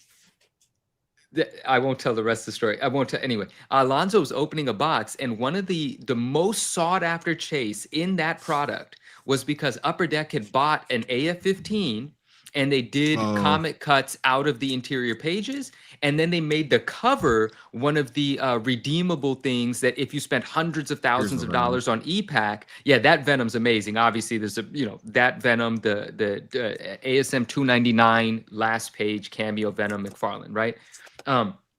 And so there was this thing that you had to do on e-pack to try to be in the running for the actual front cover that was cut up of the AF-15. And we know the gentleman that bought it, he spent hundreds of thousands of dollars pursuing this thing. Like, there's an irrational sense of enthusiasm. The market is real, right? It's just fun to criticize it. And then, but on that stream, Alonzo's opening a box, pulled one of the AF-15 comic clippings out of the box. And at that very point in time, I don't know what it is right now, at that moment, he could have sold that comic clipping for 20 to 30K, no question, because one of them did after that sell for the 20-something thousand dollar mark. But that was amazing to be on the stream when it got pulled, because we were so pumped about it. Like an AF-15 comic clipping, not that I'm enthused about cutting up the AF-15, but it is the ultimate chase from that product, and it got pulled on the stream. That was very exciting. Who knows what it would sell for now? Probably still would do really well, I'm sure. But then yes, the individual that got the AF-15 full page that they cut up and put into 9 different cards, he spent a couple $100,000 on e-pack to do the achievements that allowed him to get lucky enough to get that. But like, wow, that's crazy. That is crazy. Yeah. Marvel card market is crazy. Topps Chrome, I'm kind of shocked how much some of those chase hits are selling for. But I didn't click for me until Rob, you did mention the Fanatics machine. It's different. This is different. I mean, Marvel cards have been around forever. Upper Deck. We say comics could never. Upper Deck could never. Like, that's right. It's literally played out directly in front of you. The difference between what happens when you have an army of breakers behind you pumping a product is just literally look at current releases of Marvel cards, which in most people's opinions, like that actually collect Marvel cards, are worse than the Upper Deck product, and they sell for way more money. So to that point, then, what does the future look like for Marvel card collecting? Is this a good thing for collectors? Is Marvel cards going to start to become like a thing that people really, look forward to collecting here? Or is this just like this product, this one-off situation? Well, this is repeated a couple different times. So like they've done this multiple times with Marvel Chrome. But what's the long license, term on that? Like, if these things are only really getting juiced when you've got these breakers pumping them, like what is that like slash card look like 3 years from now or 2 years from now? Does anybody even want it? Who knows? Because they're going to keep making them. This is not the first time that they've done the slash card. They did it in other versions. They've changed up like the way the claws look and stuff. But yeah, I'm sure 10 years from now, someone's going to be like, but this was the first slash card. It was the beginning of slash cards, and that'll try to be the value proposition of that one. They do that with PMGs and stuff like that. PMGs obviously started in a sports product, right? Metal basketball. And in whatever year, Upper Deck put out a product, I forgot the year, 2013, 2014. I'm going to get that wrong. I don't remember. For Marvel cards? For Marvel cards. And retro. I think it was 2013. 2013, right? And they introduced PMGs, and it was like this crossover, chase card, this sort of, IP or whatever, this product that Upper Deck originated and owns, or however the hell it worked. And that was the proposition. Like, this is the first PMG, and it's a big sports card thing, so it matters here as well. I never got onto the PMG bandwagon, but I certainly watched that market go absolutely apeshit and then somewhat collapse. But PMGs are still expensive. The low numbered ones for the dope characters are still pretty I mean, even a expensive red out of Marvel 90 cards. with the right character still sells for like a few $1,000. Like, Hell yeah. like a Spider-Man PMG is still a big card, even though the prices They're have come still way down on liquid. it. There's still a buying audience. You're not stuck holding the bag. The bag just might be a little lighter than it was in 2022, but whose bags aren't? Didn't they grade really poorly? Really poorly. They're Okay. very Really hard to grade. poorly. Yeah. They're yeah. very hard to grade. The foil flakes a lot. Or it's they're very flaky out of the condition package. sensitive. Yeah. I mean, the interesting thing's going to be like I said, like I like Marvel cards. There is yet to really be a Topps product that has grabbed my interest, and I don't think I'm the only person that feels this way. Yeah. So I would really want to see like when we talked about it after the Topps conference, like what does their first like truly all original artwork set look like? Does their version of Marvel masterpieces look like? Whatever they come up with to mirror that product. Yeah. Those are the things we haven't seen yet. So I think it's still TBD on that stuff until we see that type of product come out. But right now they're basically in the, all right, let's put some chrome on it and put a serial number in the corner and print money. Pretty much. That makes sense. I mean, it is kind of sad. I want to manifest this too. That'd be cool if they did do an original art set. And can we go back to like the powers on the back of the card situation? Like, none of this, like, I don't know what they put on the back. So they put like, whatever, like some blog about like the characters. Like, I want to go, power scale 1 to 10, strength, agility, stamina. We need the powers back. Bring the power scale back to Marvel cards. That's what I want. All right. Well, Manu, we're gonna go to your last. Yeah, we'll go to Manu's minute. Could be we could finish on the thing that he wants to show, but just quick little funny. Or I guess actually not so funny, but better protection for you at a Pokemon card show. Rob, would it be to bring a strap to protect yourself from getting robbed? Or maybe the real protection is just to show up super smelly to where no one would ever want to come near you. But why don't we address these two stories really quick? Rob, you can just kind of do a quick little recap on this one. But, it's getting out crazy out there in those Poke streets. This one was a show in New Jersey at a hotel. And essentially, I guess I talked to some people in the TCG space. I guess this dealer is pretty well known for having very, very nice product. Essentially, they were cased while they were in the show, and as soon as they walked out, an SUV pulled up, and I think it was like 3 armed dudes jumped out at gunpoint and took all their shit and ran off with it. In the middle of this was after the show closed, while dealers were unloading, so it wasn't like they grabbed the first dealer that walked out the door. Like 50 dealers had already left. There was still like another 50 in the building to go. And they just, as soon as these guys walked out the door, they pulled right up on them. I guess the dad confronted him, got the shit kicked out of him. It went sideways pretty quickly. No shots fired, thankfully.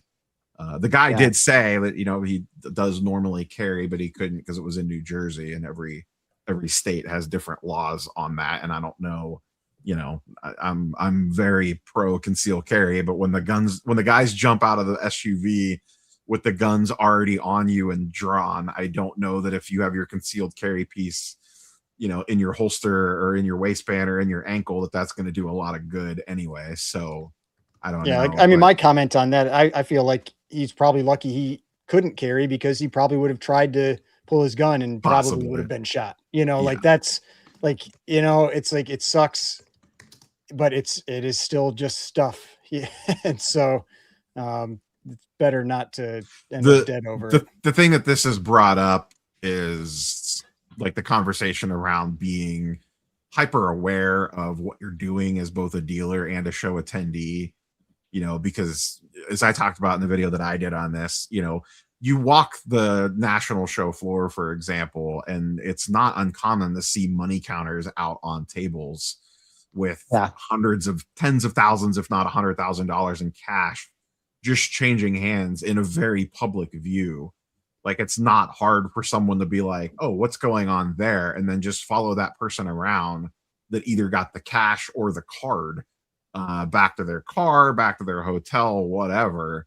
And it's also kind of brought up the conversation around like, what do you do in your own home? Like, do you have an insurance policy? Do you keep your stuff in a vault? Do you keep your stuff on site? Like, how do you kind of manage the security of your collectibles, whether it be like actual security or just having some sort of insurance policy on your stuff to cover you in the event of something like this, or even just, you know, heaven forbid, like your house catching on fire or a flood or a tornado or who knows what else.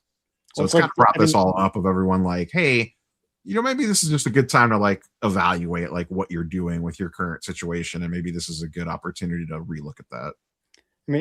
friend of the channel, Drew over at Como Comics, he always mentions, he talks about the flammability of cards and comics, you know, and that kind of thing, and Inside plastic case, no the less. risks of investing in those types of things. And it's like, yeah, you should have an insurance policy. You absolutely should. It's, I mean, I know a lot of people don't like to, they feel like they're wasting money or whatever. It's like, 'cause it's just down, you know, it's not something you get back, but it's a peace of mind thing, you know, and that's why I'm a big proponent of having those types of policies. But man, like the shows though, it just makes you think like, even like, cause I think I saw some comments made like how you have like dealer friends come out with you. It's like, what are they going to do? You know, it's like somebody comes. Yeah, with I mean, this was in the three dudes middle of with guns, unload. like, There was tons of yeah, people like, around that saw this happen. But like, what are you gonna do when you got three guys jumping out with guns? Like, yeah. And so it's like, you go like, okay, so what eventually becomes the responsibility or the responsible party here? Like, should the show have security that goes with every person to their cars? Is it like, I think Heritage, when they were at whatever one of the big recent shows was, when they had that like vault on site. It was, I think, the one maybe you guys were at. And so, but, or maybe it was Heroes. I think it was Heroes. They had the vault on yeah, site. they And I usually think, have. and I That's think they pretty said common. they had security with them. You know, it's like, should you be bringing security with you to, you know, to cover this stuff? And it's like, if you're dealing with $1 million in product or hundreds of thousands of dollars in product at your table, you probably should start considering that. Like, that's a cost you now have to accept. It is pretty crazy. I mean, people get super desensitized. I mean, I just think to myself, like all the conversations, you know, I have at cons and shows where, you know, as someone is chatting with other people or I'm chatting to them, they're just holding like an Action One in their hands with their arms folded, like, yeah, you know, da da da da, da, and they're just chatting, waving it around. And it's like, you just forget that you have a 7-figure comic in your hand. Or in this case, you have 6 figures of Pokemon in your pocket, you know, and it's just you got to be careful, you know. Well, But and then on top of it, you have like the flex culture of social media of you're like live streaming you buying like a $20,000 card book, whatever, while you're at the show, and you're just like literally broadcasting like, hey, here I am with this super expensive thing that I'm gonna be carrying around with me the rest of the day in whatever big city that I'm in. It's just like, I'm actually, as scary as it sounds, I'm surprised that more craziness hasn't happened. Like the amount of money that is floating around, specifically like some of these high-end card shows, and you know, a lot of them do have some security, a lot of them have a lot of security, a lot of them have no security for small local shows. You know, you like, I'm just waiting for the day where it's like a full-blown, like, you know, almost like, you know how they run in and like they'll rob an Apple store and they'll just grab everything and run out before anyone could even really do anything. Like, I'm surprised we haven't seen something like that where a bunch of people run in with guns and just start grabbing shit and then just take off as quickly as possible. And the scary part is, and like I said earlier, like I'm pro carry and everything, but the last thing that you also want is like a straight out, you know, okay corral at the card show. Like there's a lot of kids and families and stuff in there. Like there's just a lot of situations where this can go super sideways super quick for everybody involved. Well, I mean, at some point, if something, say, really bad does happen, the places that would actually hold these might be unwilling to host them. You know, if the insurance liability becomes too large for some of this stuff, like I don't. It's one of those things with collectibles that, just like in the media and everything else, like I don't think a lot of these entities really understand the value of the things that are in their building. I wouldn't be surprised if a lot of those places that are like holding these shows or hosting these shows, like, I mean, even like the local place I go to that just has like a little show like once a month, there's probably, I don't know, $1 million in stuff just in that room. It's just like in a fire hall, like it's like at a fire station, and it's like that kind of thing. Like I don't, and like at the national, what I mean, it could be, who knows, hundreds of millions that are in that room. Like, I mean, I don't think people fully, like the people that are hosting these, not the people hosting, the people that are being paid to have it in their building, maybe fully understand the value of the stuff that is there.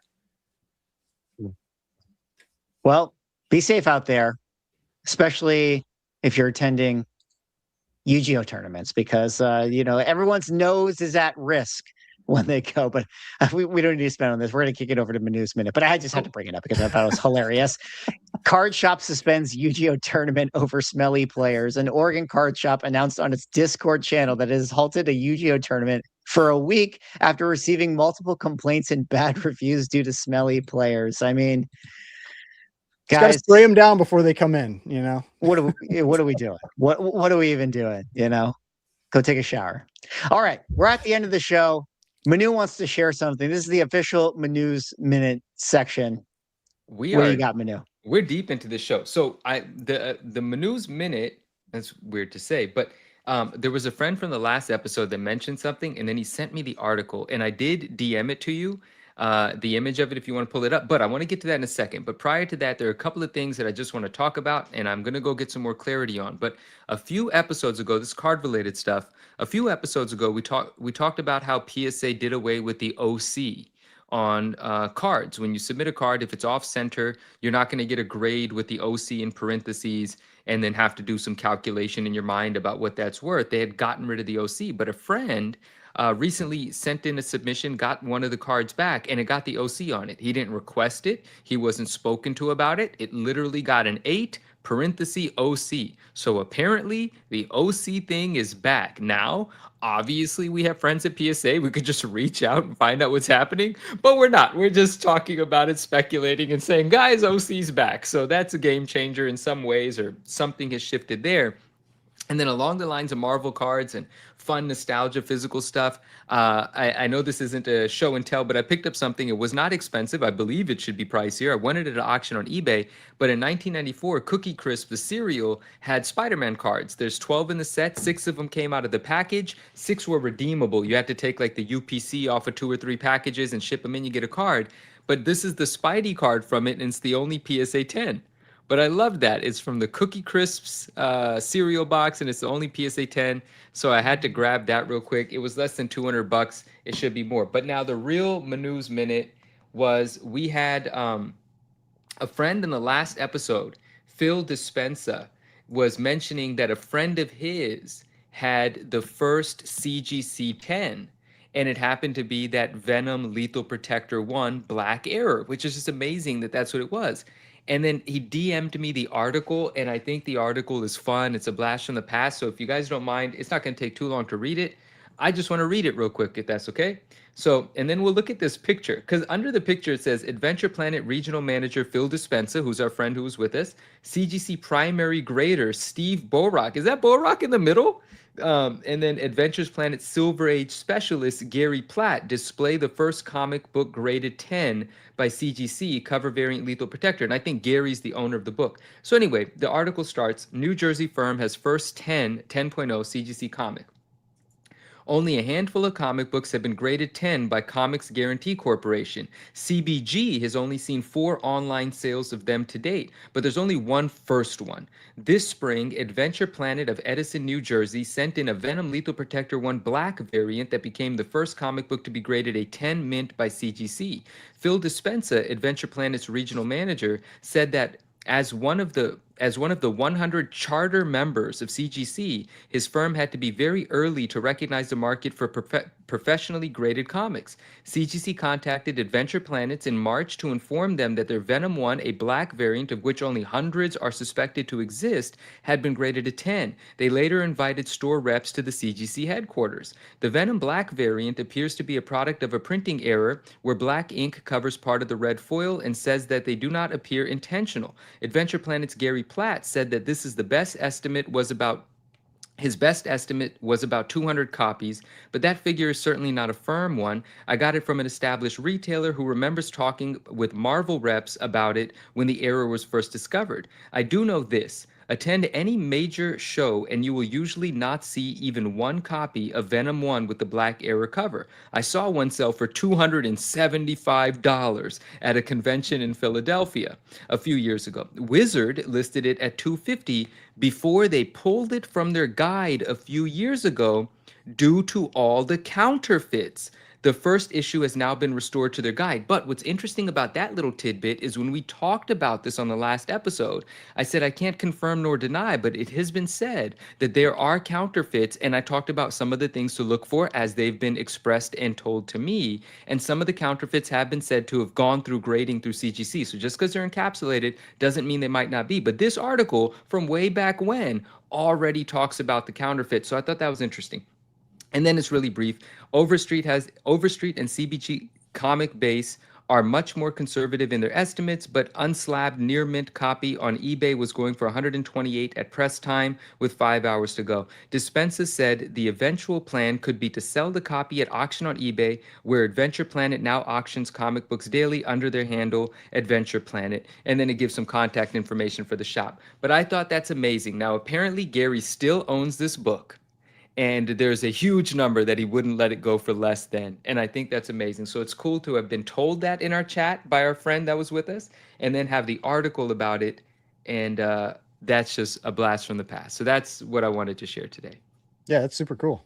I think so. It's a very, very cool story, and that's very cool collectible for them to have. But it has to be said, how is it going to be that they had to get a black error variant to get a 10-0? You know, all those years back then, the first 10-0 was a black table.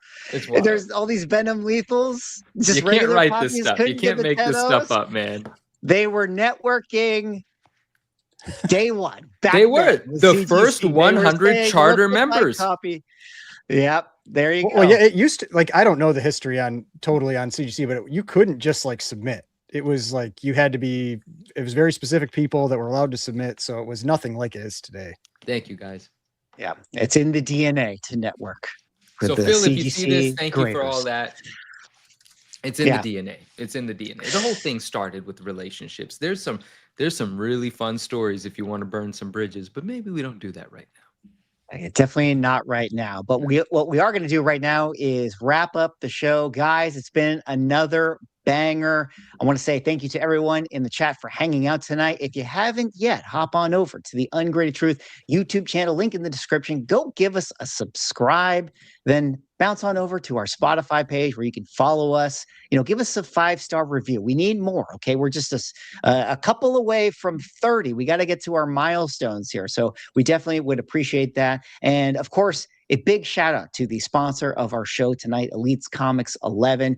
Be sure to go give them a follow, the #1 community-powered comic page on social media.